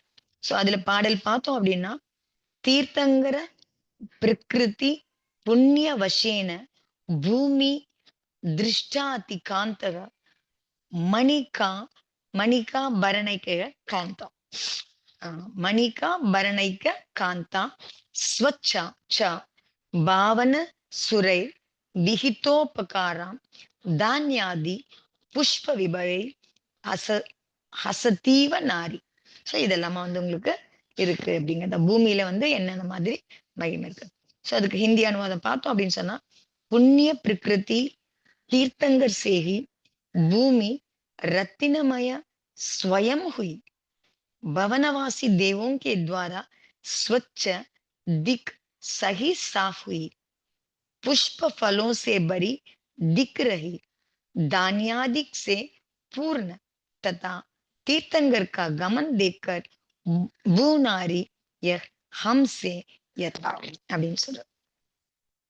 சோ தீர்த்தங்கர பிரகிருதியோட புண்ணியம் காரணமா பூமி எப்படி மாறுது அப்படின்னு சொல்றாரு. இதுல வந்து ரொம்பவும் அழகா ரத்தனமயமா ஆயிடுது பூமி. அதாவது ஒரு ஆபரணம்லாம் அணிஞ்சு ஒரு பெண் எப்படி வந்து ஒரு ஆபூஷணம்லாம் போட்டதுக்கு அப்புறம் இதாகணும், அதே மாதிரி இதுவும் வந்து ரத்னமயமாயி ஒரு அலங்காரமான பெண் மாதிரி காட்சியளிக்குதாம். எது? பூமி காட்சியளிக்குது. அதே மாதிரி இந்த பூமி வந்து பாத்தீங்கன்னா, பவனவாசி தேவர்கள் மூலமா தான் அவங்களுக்கு வந்து சேவை செய்யறது மூலியமா தான் அவங்க என்ன பண்றாங்க? தூய்மை பண்றாங்க. எதுக்கு தூய்மை பண்றாங்க? இப்ப ரத்தினமயமாயிடுச்சு பூமி. அது மேல தூசிலாம் படியாம இருக்கிறதுக்கு, அது மேல எதுவும் அழுக்கு படியாம இருக்கிறதுக்கு, அவங்க அத சுத்தம் பண்ணிட்டே இருக்காங்க. பவனவாசிகளை சுத்தம் பண்றோங்கிற சேவையில ஈடுபட்டிருக்காங்க. அதே மாதிரி தானியம், புஷ்பம் அந்த மாதிரி வைபவங்களால இது வந்து எப்பவும் நிறைஞ்சு அந்த பெண் பூமிங்கிற பெண் வந்து ரொம்பவும் சந்தோஷமா இருக்கிறாங்க அப்படிங்கிற மாதிரி அந்த பாடலோட பொருள சொல்றாரு. சோ இதுல வந்து பார்த்தோம் அப்படின்னா, ஏன்னா பகவான் விகாரம் செய்யும் பொழுது பார்த்தீங்கன்னா, உங்களுக்கு வந்து அங்க மக்கள் ரொம்பவும் ஆனந்தமா இருக்காங்க. ஒரு விகாரம் பண்ணும் பொழுது ரொம்பவும் ஆனந்தம். ஏன்னா எங்கெங்க போறாங்களோ, அங்க இருக்க ம ம ம ம ஜனங்க மனசுல வந்து அவ்ளோ வந்து மகிழ்ச்சி வந்து ஏற்படுது அப்படிங்கிறதான். ஏன் அவங்களுக்கெல்லாம் மகிழ்ச்சி ஏற்படுதுன்னா, பகவானுடைய புண்ணியம் காரணமா அவர் விகாரம் செய்ற இடத்துலலாம் பார்த்தீங்கன்னா, அங்க இருக்க மக்கள்லாம் சந்தோஷம் அடையறாங்க அப்படிங்கிறதான். சோ மக்கள் மட்டும் சந்தோஷம் அடையல, பிருத்வி கூட அது கூட ரொம்ப சந்தோஷம் அடையுது அப்படிங்கிறதுதான். சோ அது எதனால சந்தோஷம் அடையுது? அது அலங்காரம் பண்ண பெண் மாதிரி இருக்கு. சோ அதுல வந்து இந்த மாதிரிலாம் இருக்கும்போது, அதுவுமே வந்து அது அந்த இதுல தானியம்லாம் அதுல வந்து நிறைஞ்சு இருக்கும் பொழுது, அதுவுமே சந்தோஷமா இருக்கு அப்படிங்கிறதுதான். சோ அது ரொம்ப அந்த பூமி எப்படி இருக்கு? அத்யந்த காந்தி அவ்ளோ பிரகாசமா இருக்கு பூமி. பகவான் விகாரம் செய்யும் பொழுது அப்படிங்கிறதுதான். அப்ப வந்து அதுக்கப்புறம் அதான் தூய்மை இதுவா இருக்கிறதுக்கு பவனவாசி விதை வந்து அத வந்து சுத்தம் பண்ணி வச்சுக்கிறாங்க. அதுல எதுவுமே அழுக்கு ஏன்னா எப்பவும் அது பிரகாசமா இருக்கணும்ல. சோ அழுக்கெல்லாம் படிஞ்சுனா பிரகாசம் இருக்க முடியாது. சோ அதனால அப்படியே அவ்ளோ பிரகாசத்தையும் அத ரீட்டெயின் பண்றதுக்கு அது எப்பவும் அவங்க வந்து விகாரத்துல அவங்க வந்து தூய்மைப்படுத்திக்கிட்டே இருக்கின்ற அந்த சேவையில ஈடுபட்டுட்டே இருக்காங்க அப்படிங்கிறது. சோ அதனால வந்து அ தேவர் இது வந்து தேவர்கள் தான் செய்றாங்க அப்படின்னா கூட இந்த அ அ அதிசயம் வந்து தேவர்களால தான் செய்யப்படுது அப்படின்னா கூட யார் காரணமா இருக்காங்க? பகவான் தான் காரணமா இருக்கு. ஏன்னா இந்த மாரி பூமி சுத்தம்லாம் அவங்க தனக்காக தேவர்கள்லாம் செஞ்சுக்க முடியாது. செஞ்சாலும் அந்த மாதிரி தானா ஏற்படவும் முடியாது. சோ பகவானுக்குன்னு செய்ய நினைக்கும் பொழுது தான் அதெல்லாம் அந்த பூமி ரத்னமயமா ஆறதெல்லாம் அவங்களால செய்ய முடியும். இல்லன்னு சொன்னா அது பண்ண முடியாது. பகவான் காரணமா தான் அத செய்ய முடியுமே தவிர, தேவர்கள் செய்றாங்கன்னு சொன்னோம் அப்படின்னா கூட தனக்காக கூட அவங்க அத செஞ்சுக்க முடியாது. பகவான் காரணமா தான் அத செய்ய முடியும். சோ இந்த நிகழ்வு பகவானுக்காக தான். இந்த அதிசயம் பகவானுக்காக தான் நடக்குது அப்படிங்கிறது தான். சோ பவனவாசி தேவர்கள் எத்தன விதமா இருக்காங்க? 8 விதமா இருக்காங்க. யார் இருக்காங்க? அசுரகுமாரர் இருக்காங்க, நாககுமார, சுபர்ணகுமார, தியா தீபகுமார, திக்குமார, உத்தத்தி குமார, ஸ்தனித்த குமார, வாயு குமார.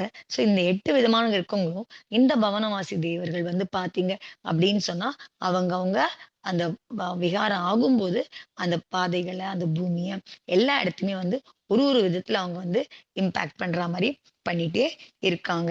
அப்படி அந்த சேவையில பகவான் விகாரம் பண்ணும்போது, சேவையில ஈடுபட்டுட்டு இருக்காங்க அப்படிங்கிறதா. இதுலயும் வந்து பார்த்தீங்கன்னா, அந்த வாயுகுமாரர்லாம் இருக்காங்க இல்லையா? அவங்கலாம் வந்து பார்த்தீங்கன்னு சொன்னா, அவங்க வந்து ஈ ஈஸியா வந்து அத வந்து பண்ணிட்டே இருக்காங்க. அதுல வாயுகுமாரருடைய கண்ட்ரோலும் வந்து இதுல வந்து நெறைய விஷயம் நடந்துட்டு இருக்கு அப்படிங்கிறது தான். ஸோ இதே தான் வந்து பார்த்தீங்கன்னா, சம்பந்தபத்த ஆச்சார் கூட வந்து பார்த்தீங்கன்னா, பத்ம பிரபு பகவானுக்கு அ சொல்லும்போது பார்த்தீங்க அப்படின்னு சொன்னா, அதுல கூட அவர் அதே மாதிரி சொல்லியிருப்பாரு. என்ன சொல்லியிருப்பாரு அவரு அப்படின்னு பார்த்தீங்கன்னா, ஆம். இல்ல பூம பிரதானம் அப்படிங்கிற மாதிரி அதுல ஒரு பாடல் வரும் உங்களுக்கு. அதாவது அந்த பாடல் வந்து பார்த்தீங்கன்னா, அ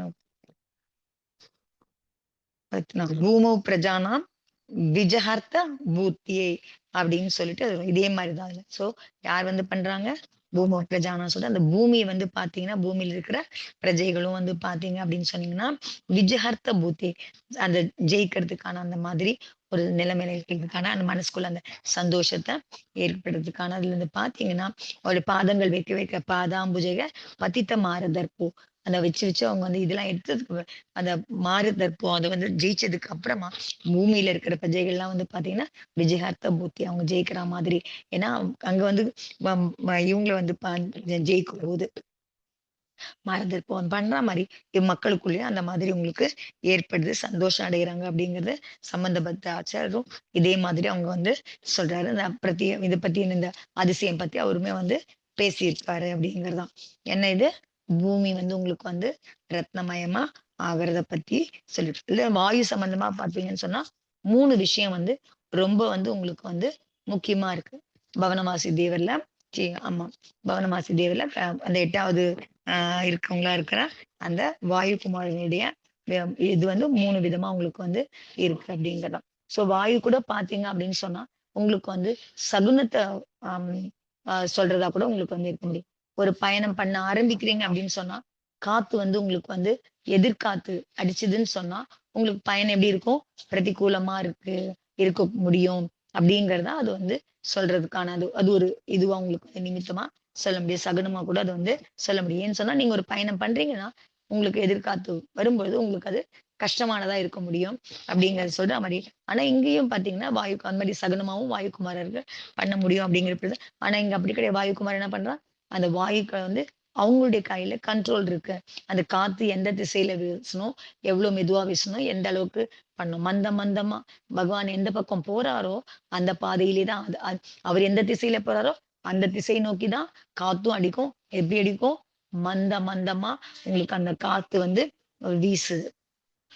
சோ அப்ப என்ன இருக்கும்? அது அனுகூலமா. உங்களுக்கு நல்ல சுபசகுனமா. சோ அந்த மாரி தான் பகவான் வந்து அந்த வாயுகுமாரர் வந்து அந்த காத்து கூட கண்ட்ரோல் பண்ணி பகவான் விகாரம் பண்ணும்பொழுது, அந்த மாதிரி பண்றாரு. அதே மாரி வந்து பார்த்தீங்கன்னா, 2வதா பார்த்தீங்கன்னா, அதுல வந்து அந்த வாயு எப்படி இருக்கு உங்களுக்கு? சுகந்தித்த வாயு. வாசனையோட கூடிய வாயுவா இருக்கு. அந்த காத்து வாசனையோட கூடியதா இருக்கு. ஸோ பகவானுடைய இதுல போம்போது. நீங்க வந்து கல்யாண உருவத்தலாம் பார்த்தீங்கன்னு சொன்னா, என்ன பண்றீங்க? எல்லாருக்கும் சென்ட் அடிச்சு அந்த மாதிரி சென்ட்டோட கூடிய வாயுவா அதுதான் உங்களுக்கு வந்து இது பண்றீங்க. ஆனா பகவான் கிட்ட இருக்கிறது எதுவுமே ஆர்டிஃபிஷியல் கிடையாது. எல்லாமே இயற்கையா தேவர்களே அத வந்து பண்றாங்க. சுகந்தித் வாயு வந்து அங்க வந்து ந அ வா காத்து வந்து அடிக்கிற ஒரு விகாரம் பண்ணும்பொழுது, மந்த மந்தமா வீசுது. அடிக்கிறது கூட கிடையாது. வீசுறது. மெதுவா மெதுவா காத்து வாசனையோட வீசுது அப்படிங்கிறது. அதே மாதிரி வந்து பார்த்தீங்கன்னா, அதுல இன்னும் கொஞ்சம் உங்களுக்கு வந்து இன்னும் சௌகரியமா, இன்னும் சுகமா, இன்னும் சந்தோஷத்த குடுக்கக்கூடியதா என்ன இருக்கு அப்படின்னு பார்த்தீங்கன்னா, 3வது விஷயம் வந்து பார்த்தீங்கன்னா, அதுல வந்து வாசன தண்ணி வாசன தண்ணியோட உங்களுக்கு வந்து பார்த்தீங்கன்னா, அது லேசா மழைங்கிறது வந்து அடிக்கிற மழைலாம் கிடையாது. சாரல் மாதிரி ரொம்ப லேசா லைட்டா மூஞ்சில வந்து இதுவாகலாம். ஒரு குளிர்ச்சிய குடுக்கலாம். வாசனையோட ஒரு குளிர்ச்சிய குடுக்குற மாதிரி, அந்த மாதிரி அந்த மாரி மழை வந்து சாரல் மாதிரி பெய்ய வைக்கிறாங்க. ஸோ இது யார் பண்றது? பவனவாசியில வாயு தேவர்கள் வந்து பண்றாங்க. எப்போ? பகவான் வந்து விகாரம் செய்யும்போது. பகவானுக்கு வந்து இதெல்லாம் பார்த்தீங்கன்னா, ஒண்ணுமே பிரயோஜனம் இல்ல. ஆனா, பகவானுக்கு பிரயோஜனம் இல்ல அப்டின்னா கூட, பகவானுக்கு பின்னாடி விகாரம் போறவங்களுக்கும் எந்த கஷ்டமும் வராம இருக்கிற மாதிரி தான் இதுவும் நடக்குது. இந்த அதிசயம் நடக்குது. அவங்களுக்குமே வந்து வெயில்ல கஷ்டப்பட்டு துன்பப்பட்டுலாம் அவங்க பின்னாடி போக வேண்டிய அவசியம் இல்லாம, அவங்களுக்கு என்ன நடக்குது? காத்து மெல்ல இதுவா ரொம்ப மெதுவா வீசுது. அவங்களுக்குமே அது ஆசுவாசத்த குடுக்கக்கூடியதா, அவங்களுக்கு துக்கத்த குடுக்கக்கூடியதா, இது கூட யாருடைய அதிசயம்? பகவானுடைய அதிசயம் காரணமா தான் இது கூட நடக்க முடியுது அப்படிங்கிறது தான். ஸோ பகவானுடைய புண்ணியம் காரணமா இந்த வாயுக்குமார்கள் இந்த மாதிரி சேவைய வந்து செய்றாங்க அப்படிங்கிறது தான். அதனால தான் பகவான வந்து நம்ம என்ன சொல்றோம்? தேவாதி தேவன் தேவர்களுக்கு எல்லாம் தேவனா வந்து நம்ம சொல்றோம். அதனால நாமளும் என்ன பண்ணணும்? அப்படிப்பட்ட சுப்ரீம் பவர் அந்த மாதிரி சக்திசாலி வேற யாருமே இல்ல அப்படிங்கிற பொழுது, அவர வந்து நம்ம என்ன பண்ணணும்? ஆராதனை பண்ணணும் அப்படிங்கிறது. ஸோ அத வந்து நம்ம வந்து கத்துக்கணும். பகவான தவிர வேற யாரும் சுப்ரீம் கிடையாது. அத வந்து நம்ம வந்து ஆராதனை பண்ணணும் அப்படிங்கிறது. ஸோ அடுத்தது வந்து பார்த்தீங்கன்னா, 38வது பாடல். இல்ல 37ன்னு நெனைக்கிறேன். வாயுகுமாரது வந்து 37. அடுத்தது வந்து பார்த்தீங்கன்னு சொன்னா, ம் ரத்தினமயம் வந்து அதுக்கப்புறம் வந்து நான் பாடல் படிக்கலன்னு நெனைக்கிறதுக்கு. வாயுகுமாரனுக்கு பத்தி படிச்சேன்னு ஞாபகம் இல்ல எனக்கு. ம். 37 வந்து வாயுகுமாரது. அதையுமே வந்து நம்ம வந்து பாடல் படிக்காமயே நான் படிச்சுட்டேன்னு நெனைக்கிறேன். விகாரம் செய்யும்பொழுது, அந்த ஆனந்தம் அடையறாங்க. அது மூலியமா அதுக்கு சரி. அந்த பாடலையும் நம்ம வந்து படிச்சிருவோம் 37. அடுத்தது வந்து 38வது பாடலுக்கு போயிடலாம். அதுல வந்து பார்த்தீங்கன்னா, என்ன சொல்றதுன்னா, வாயு பிரபோ பதவிகாராதி ஆம் ப பதவிகார திசானுசாரி. ஸோ எந்த விதத்துல போறாரோ அந்த விதத்துல. வாயுக சுகந்த கண மிஷ்ரித சௌக்கியகாரி. வாயுக சுகந்த ஜல வர்ஷன சித்தஹாரி. வாயுக சுர ஆம் திரிதஷ ராஜ நிதேஷதாரி. ஸோ அவங்களுக்கு வாயு விபீஷன். அது சமஸ்கிருத பாட்டு. அதுக்கான அனுவாதம் ஹிந்தியில பார்த்தீங்க அப்படின்னு சொன்னா, "ஜிதர் திஷா में गमन आपका, उसी दिशा में वायु बहे। अति सुगंधमय पवन सूंद कर अचरज करता विश्व रहे। मंद मंद अति जल वर्षा में भी सुगंध सी आती है।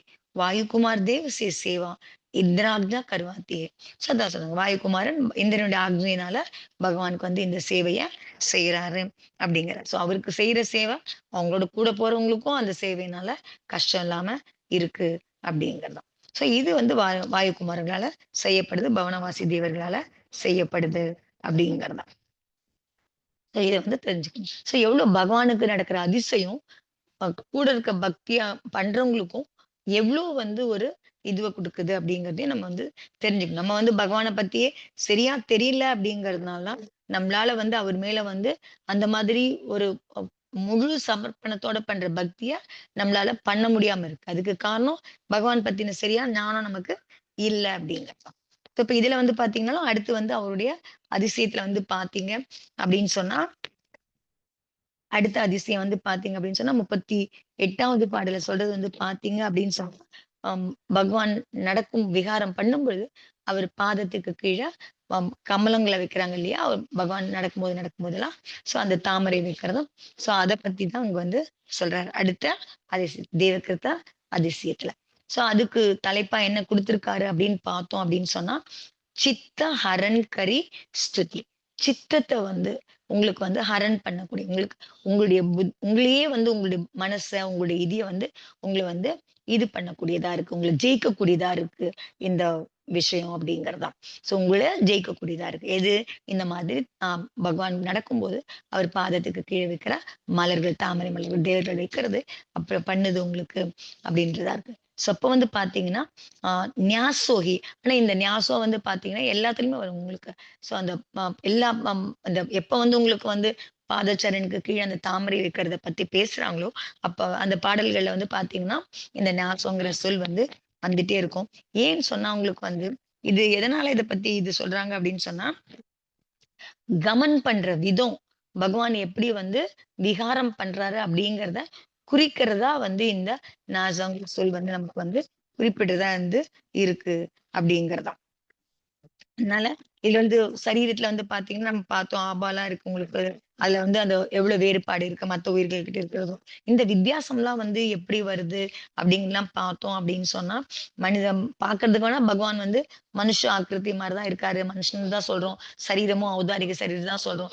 எல்லாமே இருந்ததுன்னு சொன்னா கூட, அவருடைய அந்தங்கத்துல எதனால இந்த சிறப்புகள்லாம் நடக்குது அப்படிங்கிறதுக்கு இந்த இத சொல்றாரு. ஸோ அவங்களுடைய அந்தரங்கத்துல பார்த்தீங்க அப்படின்னு சொன்னா, அவர் விசிஷ்டமானவரா, சிறப்பான இதுவுடையவரா அவர் வந்து இருக்காரு. அவருடைய கேவல ஞானம் பார்த்தீங்கன்னா, எவ்ளோ தேஜ் அதாவது எவ்ளோ இதுவோட இருக்கு அவங்களுக்கு. பிரகாசத்தோட இருக்கு. அந்த ஞா கேவல ஞானம் அதுக்குள்ள என்னென்னலாம் தெரியுது. உலகம் 3 உலகமும் அதுக்குள்ள அடங்கியிருக்கு அப்படிங்கிற மாரி தான். அதே மாதிரி அவருடைய தீர்த்தங்கர பிரகிருதியினுடைய புண்ணியத்தோட பிரதாபம், அதனுடைய வெளிச்சம், அதனுடைய அம் அம் அ இது என்ன சொல்றது? ரொம்ப பாமண்டல் மாரி பிரகாசம் அந்த மாதிரிலாம். பிரதாப் அதனுடைய இது வந்து எப்படி இருக்கு? இதெல்லாம் வந்து பார்த்தீங்கன்னா, சாமானிய ஜனங்களுக்கு நடக்கிறது கிடையாது. அவங்களுக்குலாம் இதெல்லாம் ஏற்பட முடியாது அப்படிங்கிற பொழுது, எப்படி இவங்க வந்து பார்க்கறதுக்கு இதுவா இருந்தா கூட, எவ்வளோ வித்தியாசமா இவங்க எப்படி இருக்கிறாங்க? அவங்களுடைய அகக்குணம் காரணமா, அகத்தில ஏற்படுற இது காரணமா தான் அவங்களுக்கு நடக்குது. அதனால தான் தேவர்கள் வந்து இந்த மாதிரி அதிசயங்கள வந்து நடத்துறாங்க அப்படிங்கிறது தான். அதுவும் இப்ப வந்து பார்த்தீங்கன்னா, தேவ ஆகமன் அப்படிங்கிறது அப்பலாம் இருந்திருக்கு. இந்த மாரிலாம் பண்ணியிருக்காங்க அப்படிங்கிறலாம் இருந்திருக்கு. இப்ப பார்த்தோம் அப்படின்னு சொன்னா, உங்களுக்கு வந்து பார்த்தீங்கன்னா, நமக்கு தெரிஞ்ச தேவர்கள்ன்னு சொன்னா நம்ம என்ன சொல்றோம்? பூதம், பிசாச பத்தி தான் உடனே தேவர்கள் பத்தின பேச்சு வந்ததுன்னா, பூதம், பிசாசு மட்டும் தான் நமக்கு வந்து ஞாபகம் வரும். அந்த வேந்திர தேவர்கள் தான். ஆனா அந்த வேந்திர தேவர்களுக்கு வந்து இப்ப வந்து பார்த்தீங்க அப்படின்னு சொன்னா, அவங்களுமே வந்து பகவானுக்கு வந்து இந்த மாரி பண்றதெல்லாம் சேவையில ஈடுபடுறதெல்லாம் வந்து பார்த்தீங்கன்னா, வைமானிக தேவர்கள் தான். பெரிய சௌதர்மன் தேவர்கள். அதான் பெரிய பெரிய தேவர்கள் தான் இந்த மாரி சேவையெல்லாம் ஈடுபடுறாங்க. அப்படிங்கிற பொழுது, அவங்கள பத்தின இதெல்லாம் வந்து நமக்கு பூமிக்கு இப்பலாம் அவங்கலாம் வர்றதுக்கான சான்ஸே இல்ல. அவங்க என்ன பண்ணுவாங்கன்னா, சரியான சமய திருஷ்டி பக்தியில இருக்கும்போது, ஆராதனை பண்ணும் பொழுது, அத பார்க்கறதுக்கு அந்த மகிழ்ச்சி இது பண்றதுக்குலாம் வைமானிக தேவர்களா கீழ அவங்களா வர முடியும். ஆனா இப்ப வந்து பார்த்தீங்கன்னா, அது அவ்ளோ தீர்த்தங்க பிரகிருதி, புண்ணிய பிரகிருதி பண்ண அந்த மாதிரி பகவான் இருக்கிறதுனால தான், அவருக்கு வந்து அவங்க வந்து சேவை பண்றதுக்கு வராங்க அப்படின்னா, மத்த இடத்துக்குலாம் அவங்க வந்து வர வேண்டியதுலாம் இல்ல. ஏன்னா, அவங்க வைமானிக தேவர்லாம் பார்த்தீங்கன்னா, ரொம்பவுமே வந்து மான் சம்மான்க்கு அதாவது என்ன சொல்றது? மரியாதை குடுக்கறதுக்கு அந்த ம மதிப்பு குடுக்கறதெல்லாம் வந்து பார்த்தீங்கன்னா, ரொம்பவுமே வந்து அவங்க வந்து எப்படி இருக்காங்க அப்படின்னு சொன்னீங்கன்னா, மத்தவங்க அதாவது யார் சிறப்பானவங்களோ அவங்களுக்கு மரியாதை. அவ்வளோ ஒரு தனியா இருக்காங்க. அவ்வளோ செழிப்பானவங்களா இருக்காங்க. அந்த மாரி சம்மானம் குடுக்கறதெல்லாம். அதனால தான் வந்து பார்த்தீங்கன்னா, சம்யக் தரிசனம் எங்கெல்லாம் ஆராதனை பண்றத பார்க்குறாங்களோ, சம்யக் திருஷ்டி ஜீவனா இருக்கிறது ஆராதனை பண்ணுது அப்படின்னு சொன்னா, அதுக்கு வந்து அவங்க வந்து அது சம்மான் பண்றதெல்லாம் நம்ம வந்து பார்க்க முடியும் அப்படிங்கிறது. ஸோ 4ஆம் காலத்துல வந்து பார்த்தீங்கன்னா, தீர்த்தங்கர் பிரகிருதி பந்தம் பண்ண அவ்ளோ புண்ணிய புருஷர்களுக்கு அவங்க வந்து சமான் பண்றதுக்கு, அவங்களுக்கு வந்து மரியாதை குடுக்கறதுக்கு தான் அவங்க வந்து வராங்க. மத்த நேரத்துல வரவங்களுக்கெல்லாம் அவங்க வந்து கிடையாது. நம்ம கூப்பிடக்கூடாதவங்க யாரும் வரவங்கலாம் அவங்க வந்து கிடையாது. ஸோ ஆனா வந்து நமக்கு வந்து என்ன பிரச்சனை அப்படின்னு சொன்னா, இந்த மாதிரி அதெல்லாம் சொன்னோம் அப்படின்னு சொன்னா, இன்னைக்கு இருக்கிறவங்களுக்கு வந்து அத நம்புறதுக்கு கூட அவங்களுக்கு வந்து தோண மாட்டேங்குது. ஏன்னா இவங்களுக்கெல்லாம் தெரிஞ்சதெல்லாம் வந்து பார்த்தீங்கன்னு சொன்னீங்கன்னா, வெறும் நம்மளுடைய புத்தியும் இத்துணூண்டு இருக்கு. இதுல நம்பகன்றது எப்படி வரும்? இவ்வளோ இருக்கு, இவ்வளோ தேவர்கள் இருக்காங்க, இவங்க இதுக்காக வராங்க. அப்படிங்கிறதுல நமக்கு வந்து நம்பிக்கையும் நம்முடைய புத்தி சின்ன புத்தி காரணமா நமக்கு நம்பிக்கை வர்றது நமக்கு வந்து கஷ்டமா இருக்கு. சொன்னதா அதே மாரி பார்த்தீங்கன்னு சொன்னா, அந்த ஞாசங்கிற சப்தம் மூலியமாவே அவருடைய கவனம் எப்படி இருக்கு அப்படின்னு சொல்றாங்க. எந்த மாதிரி நடக்கிறாரு பகவான்? நாம எப்படி ஒரு கால முன்னாடி வச்சு, ஒரு கால பின்னாடி வச்சு, இப்ப மாத்தி, மாத்தி கால் மாத்தி, மாத்தி நடக்கிறோமோ, அதே மாரி தான் பகவானுடைய விகாரமுமே இருக்கு அப்படிங்கிறது தான். ஏன்னா, ரிதிதாரி முனிய கூட ஆகாச கமனம் பண்ண முடியும். பகவானும் ஆகாச கமனம் தான் பண்றாரு. ஆனா, அவங்க 2 பேருக்குள்ளயும் நெறைய வித்தியாசம் இருக்கு. ரிதிதாரி முனியெல்லாம் வந்து பார்த்தீங்கன்னா, சாரண ரிதிதாரியோ, இல்ல வந்து உங்களுக்கு வந்து பார்த்தீங்கன்னா ஜங்காச்சாரன்லாம் நீங்க பார்த்தீங்கன்னா, அவங்கள வந்து பார்த்தீங்கன்னா, ஆகாசகாமினி பண்ணும்போதெல்லாம் வந்து பார்த்தீங்கன்னா, அவங்க ஒண்ணு நின்னுட்டு இருப்பாங்க, இல்ல அப்படியே உட்கார்ந்திருப்பாங்க. அப்படியே தான் உங்களுடைய கவனம் இருக்குமே தவிர, இந்த மாதிரி கால் வச்சுலாம் இருக்கிறதுல, அந்த ஞாசம் அப்படியே அந்த ஞாஸ் அப்படிங்கிற சப்தத்துக்கு பார்த்தீங்கன்னா, சரண் கா ரக்னா பாதத்த வைத்தல் அப்படிங்கிற மாரி அதுக்கு மீனிங். அப்ப பாதத்த வைக்கிறது அப்படின்னு சொன்னா, ஒரு பாதம் முன்னாடி நாம நடக்கிற மாரி அப்படி வைக்கிறதுக்கான தான் இருக்கு. அப்போ தேவர்கள் என்ன பண்றாங்க அப்படின்னு பார்த்தோம் அதுல அப்படின்னு பார்த்தோம்னா, அவருடைய பாதத்துக்கு கீழ வைக்கும்போது, அவருடைய பாதத்துக்கு கீழ ஒரு தடவை அவங்க எத்தன இது வைக்கிறாங்க? 225 தாமரை மலர்கள். அது திசையெல்லாம் போட்டுலாம் சொல்லியிருக்காங்க. வேற ஒண்ணுத்துல சொல்லியிருக்காங்க. இதில மகராஜ் சொல்லல. எந்தெந்த டைரக்ஷன்ல எத்தன இருக்கணும் அப்படிங்கிறதுக்கான கணக்குலாம் கூட சில இதுலலாம் வந்திருக்கு. ஸோ அந்த 225 பூக்கள பாருங்க, யோசிச்சு பாருங்க. பகவான் போயிட்டே இருக்காரு. அவருக்கு எந்த டிஸ்டர்பன்ஸும் இருக்காது. இவங்க கீழ கீழ ஒரு காலுக்கு ஒரு கால் மாத்தி மாத்தி வைக்கும்போது 225 பூக்கள் அது கீழ கீழ வச்சுக்கிட்டே போறாங்க. அப்படின்னு யோசிச்சு பாருங்க. அதெல்லாம் எப்படி நடக்கும்? என்ன மாதிரி இருக்கும்? தேவர்கள் இப்ப எவ்ளோ அவங்க அந்த அவர் மேல ஒரு பக்தி வச்சிருக்காங்க. எவ்ளோ மரியாதை வச்சிருக்காங்க. எப்படி வந்து அவங்க மரியாதை செலுத்துறாங்க அப்படின்னு பார்க்கிறோம். ஸோ 225 பூக்கள் இருக்கிறாங்க. ஸோ அதுல வந்து பார்த்தீங்க அப்படின்னு சொன்னா, ஆதிநாத சுவாமியும் இருக்காரு. மகாவீர சுவாமியும் இருக்காரு அப்படிங்கிற பொழுது, அந்த பூக்களோட எண்ணிக்கையில வந்து உங்களுக்கு வந்து மாற்றம் இருக்காது. எல்லா பகவானுக்குமே வந்து பார்த்தீங்கன்னா, பாதத்துக்கு கீழ 225 பூக்கள் தான் இருக்க முடியும். ஆனா வந்து பூக்களோட அளவு உங்களுக்கு வந்து மாற முடியும். ஆதி பகவான் வந்து என்ன பார்த்தீங்கன்னா, 500 வில் அளவு. மகாவீர சுவாமி வெறும் இத்தன 7 அடி தான் இருக்காரு இல்லையா? ஸோ அந்த பாதச்சரண் எவ்வளோ இருக்கும்? ஸோ அதுக்கு தகுந்தா மாரி அந்த சைஸஸ் மாற முடியும். ஏன்னா பகவானுடைய ஆதிநாத சுவாமியோட ஒரு பாதச்சரண் அவருடைய சரணத்துக்கு தகுந்தா மாரி ஒரு பெரிய தாமரை பூ இருந்துன்னு வச்சுக்கோங்க. அத மகாவீர் சுவாமி கீழ கொண்டு வந்து வச்சோம்னா, அந்த ஒரே பூக்கள கொண்டு வந்து வைக்கிறதுன்றதெல்லாம் இல்ல. அவங்க ஏன்னா அந்த பகவானுக்கு தகுந்த மாரி பூக்களோட அளவு மாற முடியும். ஆனா எண்ணிக்கை வந்து பார்த்தீங்க அப்படின்னு சொன்னா, அதே 225 எல்லாமே வந்து பார்த்தீங்கன்னா, எல்லாமே கணக்குப்படி தான் பகவானுக்கு நடக்கிற அந்த இதெல்லாம் கூட பார்த்தீங்க அப்படின்னு சொன்னா, எல்லாமே எல்லா ஏற்பாடும் நல்ல இதுவா ஏற்பாடா வந்து இந்த அமைப்புல இவ்ளோ சைஸ்ல இந்த மாதிரி இருக்கணும், இப்படி இருக்கணும் அப்படிங்கிறதெல்லாம் எல்லாமே வந்து அழகா அது ஒரு கணக்குப்படி தான் அதெல்லாம் வந்து அமைக்கிறாங்க அப்படிங்கிறது தான். அவங்களுக்கு வந்து அளக்க வேண்டிய அவசியமே இல்ல அவங்களுக்கு. தானாவே அது வைக்கும்போதே அந்த அளவுல அத வந்து அமைஞ்சிரும். அவங்க இது பண்ணும்போதே அந்த அளவுக்கு அது இருக்கும் அப்படின்னு. சமோசனம் கூட பார்த்தீங்க அப்படின்னு சொன்னா, அது கூட அளவு இருக்கு. எந்த பகவான் வந்து எவ்ளோ உயரம் இருக்காரோ, அந்த உயரத்துக்கு 12 மடங்கு அதிகமா வந்து அந்த விஸ்தாரம் இருக்கும். சமோசனத்தோட விஸ்தாரம் வந்து இருக்கும் அப்படிங்கிறது தான். ப ஆதிநாத சுவாமி பார்த்தீங்கன்னா, 500 வில்லளவு உயரம் இருக்காரு.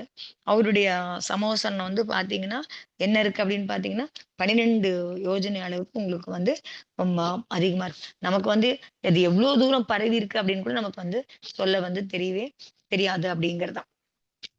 அதுல வந்து பார்த்தீங்கன்னா, ஒரு யோஜனம் அப்படிங்கிறது வந்து ஏறக்குறைய உங்களுக்கு வந்து 12 கிலோமீட்டர் மாதிரி. அப்ப வந்து பாருங்க, 144 கிலோமீட்டர் 12 யோஜனம்னு சொன்னா, அவருடைய சம்மேசனத்தோட விஸ்தாரம் வந்து எவ்வளோ இருக்கும்? 144 கிலோமீட்டர் கிட்ட இருக்கும். ஸோ அப்ப எவ்ளோ பரவி இருக்கும் அந்த சமோசனம். யோசிச்சு பாருங்க 144 எல்லா சுத்தி ஒரு ஒரு வட்டம் போடுங்க 140 கிலோமீட்டர் ஒரு ஆரமா வச்சு போட்டீங்கன்னா, அவ்ளோ பெருசு உங்களுக்கு வந்து அந்த சமோசனம் வந்து இருக்கும் அப்படிங்கிறது தான். ஸோ இந்த விஷயங்கள்லாம் வந்து நமக்கு நம்பிக்கை வந்து ஏற்படாம இருக்குன்னு சொன்னா, நம்மளுடைய புத்தி வந்து அந்த அளவுக்கு சின்னதா இருக்கு அப்படிங்கிறதுனால, நமக்கு வந்து அது தெரியாம போயிடுது. இது இருக்கும் அப்படிங்கிற நம்பிக்கை கூட நமக்கு வந்து வரமாட்டேங்குது. அதுவும் குழந்தைங்களுக்கு நம்ம அத பத்திலாம் சொல்லியிருக்கணும். குழந்தைங்க எத நம்புறாங்க அப்படின்னு பார்த்தோம்னா, வரலாற்று புஸ்தகத்துல சிலர் ரொம்ப கொஞ்சம் ஃபேமஸ் ஆனவங்க என்னென்ன சொல்றாங்களோ, அது ஒண்டி அததான் அவங்க வந்து நம்புறாங்க. அவங்க என்ன சொல்றாங்க? இதுக்கு முன்னாடி வந்து எதுவுமே கிடையாது. இப்பதான் வந்து எல்லாமே இந்த காலத்துல தான் வந்து எல்லாம் வந்தது. இப்பதான் மிஷின் வந்தது. இப்பதான் இது வந்தது. இப்பதான் இதுக்கப்புறம் தான் என்ன சொல்றாங்க, இத்தன வருஷத்துக்கு முன்னாடி கற்காலம் வந்தது. கற்காலத்துல மனுஷனுக்கு வந்து புத்தியே ஒண்ணும் கிடையாது. ஏதோ போவான், வருவான். ஒரு ஒரு நாகரிகம் கிடையாது. ஒரு புத்தி கிடையாது. கிடைக்கிறத சாப்பிட்டு அவன் பாட்டு சுத்திட்டு இருந்தான். அப்படிதான் மனுஷன்லாம் இருந்தாங்க. அப்படிங்கிறது தான் வரலாறு பதிவு பண்ணியிருக்கு. ஸோ அதுதான் வந்து என்ன பண்றாங்க, படிக்கிறவங்க என்ன பண்றாங்க, அதுதான் நம்புறாங்க. ஆனா அவங்க கிட்ட போய் நம்ம என்ன சொல்ல முடியும்? இதுல வந்து காலத்துல வந்து போகபூமி காலம் இருந்திருக்கு. அதுக்கப்புறமா வந்து உங்களுக்கு வந்து கர்ம பூமி காலம் வந்திருக்கு. ஆதிநாதி சுவாமி காலத்திலேயே வந்து கர்ம பூமியா வரும்பொழுது, அவரே கத்துக் குடுத்திருக்காரு. என்னன்னு இருக்கு, அசி, மசி, வாணிபம், படைக்கலனுக்கான இது பண்றது, அத்தனையும் கத்துக் குடுத்திருக்காரு. 6 விதமான இதெல்லாம் கத்துக் குடுத்திருக்காரு அவரு. அப்பவும் மக்கள் இருந்திருக்காங்க. அப்பவே சாப்பிட்டுருக்காங்க. அப்பவே பயிர் செஞ்சிருக்காங்க. அப்பவே படை எடுத்திருக்காங்க. அப்பவே எல்லாமே பண்ணியிருக்காங்க. ஆனா இப்ப வரலாறு என்ன சொல்லுது? இதுக்கு முன்னாடி இருக்கிறது இந்த காலம் கற்காலம். அந்த காலத்துல இருந்து வந்து ஒண்ணுமே கிடையாது. மக்களுக்கு ஒண்ணுமே தெரிஞ்சது. அப்ப இத எப்படி நம்புவாங்க இவங்க? அவங்க கிட்ட சொன்னோம்னா, அவங்க நம்புறது அதுதான் நம்புறாங்க அப்படிங்கிறாங்க. சோ எதனால வந்து அதனால வந்து என்ன சொல்றது? குழந்தைங்களுக்கு அட்லீஸ்ட் நாம வந்து இந்த மாதிரி இருந்திருக்கு அப்படிங்கிறது. அவங்க வரலாறு படிக்கும்போதே, அவங்களுக்கு வந்து இத பத்தி நம்ம வந்து கத்துக் குடுக்கணும் அப்படின்னு சொல்றாரு. நம்மளுடைய ஆகமம் இத பத்தி சொல்லுது.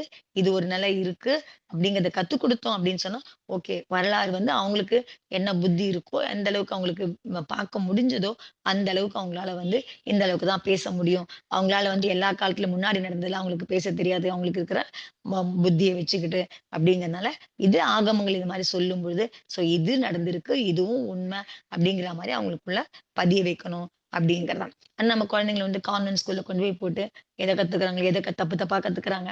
அந்த மாரிலாம் பண்றாங்க அப்படிங்கிறனால, அவங்களுக்கு பேரலல் நாலேட்ஜ் கண்டிப்பா இணையா நம்ம வந்து இந்த மாதிரி விஷயங்கள் பத்தின நாலேட்ஜ அவங்களுக்கு குடுக்கணும் அப்படின்னு அப்பதான் அவங்களுக்கு வந்து இதுல நம்பிக்கை வர முடியும் அப்படிங்கிறத சொல்றாரு.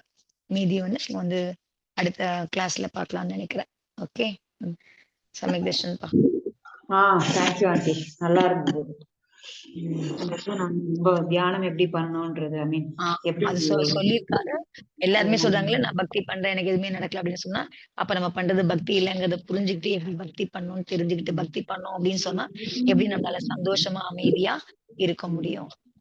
கரெக்டான பாயிண்ட். அதாவது ஒரு ஆசை இருக்கிறப்ப நம்மளால புத்தி செலுத்த முடியாதுன்றது கரெக்டான பாயிண்ட். ஏன்னா நம்ம சம்டைம்ஸ் ம். நம்ம பகவான் தரிசனம் பண்ணி கும்பிட்டு கோயில் போய் நம்ம ஒரு செகண்ட் நின்னுனா கூட டக்குன்னு யாரா வந்தா நம்ம உடனே அதை பார்க்கணும்னு ஒரு செகண்ட் யாரோ என்னமோ அது டைவர்ட் ஆயிடுறோம் இல்லையா? சோ அங்க அந்த ஆசை இருக்கிறதுனால நம்ம அதுல மூழ்க முடியலன்றது ஒரு சின்ன அது அதுவே தெரியுது நம்மளுக்கு. அந்த மாதிரி ஒரு சின்ன ஆசை என்ன நடக்குது பக்கத்துலன்றது யாரு வந்து தெரிஞ்சு நிக்கிறா அந்த ஒரு சின்ன ஆசையிலேயே நம்ம அஃபெக்ட் ஆயிரோன்றப்ப இது வந்து வெளியில அதுக்கப்புறம் உள்ள நமக்குள்ள எவ்வளவு ஆசை இருக்குன்றப்ப அந்த பக்தி வந்து அது வேற யாராவது அதுதான் நினைச்சேன். நம்ம உடனே டக்குன்னு பண்ணணும் பார்க்கணும் இது சத்தம் வந்தப்ப இன்னும் சத்தம் கேக்குது அப்படின்னு டைவர்ட் ஆயிடுறோம் இல்லையா? நம்ம டைவர்ட் ஆயிரும் இது எதை சொல்றாங்க என்ன பண்றாங்க இப்ப அதுவும் கேட்கணும் தெரிஞ்சுக்கணும்ன்ற அந்த ஒரு ஆசையே நம்மள வந்து ஒரு நிமிஷம் கூட அந்த பகவான் கிட்ட அப்படியே சமர்ப்பணமும் அந்த இதுவும் பண்ண முடியலன்றது அந்த 3 விஷயம் நல்லா இருக்கு. மூழ்க முடியாம போறதுக்கு காரணம் கரெக்ட். அதுவும் பயம் அது 2 ஓகே. பகவான் கண்ணு மூடணும். அதுக்கப்புறம் சரண் இது பண்ணணும். அப்புறம் ஓம் அருகம் நமக அந்த ரிங்காரம். துவனி மேல கவனம் செலுத்தணும். ஆனா சரணத்துல துவனி தான் சொல்றேன். அதனால வந்து நீங்க உள்ளுக்குள்ள சொல்றது இல்ல. கொஞ்சம் வாய் விட்டு தான் சொல்லணும். பட் ஆனா ரொம்ப சவுண்டா இல்லாம, ரொம்ப வேகமா இல்லாம, இது இல்லாம கரெக்ட்டான இதுல அத சொல்லி அந்த துவனியில கான்சன்ட்ரேட் பண்ணும்போது, நம்மளால மூழ்க முடியும் அப்படின்னு. ஆனா அந்த சரணத்திலேயே நம்ம கவனமும் இருக்கணும். இல்லையா? ஆமா. பகவானுடைய ஆமா. அதுதான் எந்த பாதத்துல பகவான் நமக்கு கண்ல நமக்கு பதிஞ்சிருக்கோ, நல்லா பதிஞ்சிருக்கோ, இது ஆனா நம்ம வந்து பொதுல பண்ணும்போது இது கொஞ்சம் கஷ்டமா இருக்கும். நம்ம எங்கேயாவது யாரும் இல்லாம ஒரு இடத்துல உட்கார்ந்தோம்னா தான், அந்த துவனியெல்லாம் நம்மளால உச்சரிக்க முடியும் அப்படிங்கிறது. சோ கரெக்ட்டா அது பண்ணணும். நம்மளால கான்சன்ட்ரேட் ரெண்டுமே அந்த டைம்ல அதாவது பகவானுடைய பாதத்திலயும் நம்மளுடைய இருக்கணும். துவனி மேலயும் கான்சன்ட்ரேஷன். கொஞ்சம் பிராக்டிஸ் பண்ணா நல்லா இருக்கும். ஆனா இது பண்ணோம்னா நம்மளுக்கு வேற எதுலயும் கான்சன்ட்ரேஷன் போகாது. சொல்லுங்க சாம்சங் அட்மிட் பண்ணிக்கோங்க. நல்லா இருக்கும். சமதர்ஷன் ஜி, சமயதர்ஷன் சொல்லுங்க ஜி. இன்னைக்கு ரொம்ப உபயோகமா இருந்தது என்னன்னா, அந்த பக்தி செய்ய பின்பற்ற வேண்டியவன்னு அந்த ஓம் அருகன் சொல்லி கொடுத்தீங்க இல்லையா? அது வந்து ரொம்ப ரொம்ப நம்ம இது வரைக்கும் எப்படி ஒருமுகப்படுத்தணும், பகவான் மீது எப்படி ஈடுபடணும், ஆழ்ந்து இருக்கணும்னா நமக்கு வழியே தெரியாம ஏதோ சொல்லிட்டு இருந்தோம். ஆனா இன்னைக்கு ஒரு நல்ல வழி கிடைச்சிருக்கு. இதுக்கு ரொம்ப நன்றி ஜி. அடுத்தது ஜி, ஒரு சந்தேகம். பகவானுக்கு எல்லா குணங்களும் இருக்குன்ற போது பகவான் விகாரம் செய்யும் போது அவருக்கு மலர் எல்லாம் போடுறாங்க, மலர் தூவுறாங்க மலர்லாம் அப்படின்னு. தூவறதே கிடையாது. பகவான் மேல மலர் தூவ கிடையாது. மலர் பத்தி பேசும்போது என்ன சொல்றாருன்னா, நாம சம்சாரத்துல மலர் பண்றது கல்யாணங்கள்ல இதெல்லாம் அது காமத்தோட அடையாளமா இருக்கிறதுனால புஷ்பங்களை அதிகமா யூஸ் பண்றோம்னு தான் சொல்றாரு. பகவான் மேல மலர் தூவறதுலாம் கிடையாது. பாதச்சாரத்துல அந்த 225 தாமரை மலர்கள் வைக்கிறது மட்டும்தான். பகவான் மேல மலர் தூவறலாம் கிடையாது. புஷ்ப விருஷ்டி அதுவும் சொல்றாரு. புஷ்ப விருஷ்டி அவர் மேல போடுறது கிடையாது. புஷ்ப விருஷ்டி பகவானுக்கு எதிர கொட்டிட்டு இருக்கும். அதுதான் புஷ்ப விருஷ்டி. அதுக்கு காரணம் சொன்னீங்க ஜி. அதாவது அந்த மலர் எல்லாம் போடும்போது இப்போ பகவானுக்கு அந்த பற்று, அதாவது பற்று இருக்கும். காம வேதனைனா எல்லாம் வெளியில கொட்டுது அப்படிங்கிற மாதிரி. அதுதான் பகவான் மேல போடுறது கிடையாது. அது ஆக்சுவலா அது பகவானுக்கு முன்னாடிதான் தேவர்கள் புஷ்ப விருஷ்டி பண்ணுவாங்க.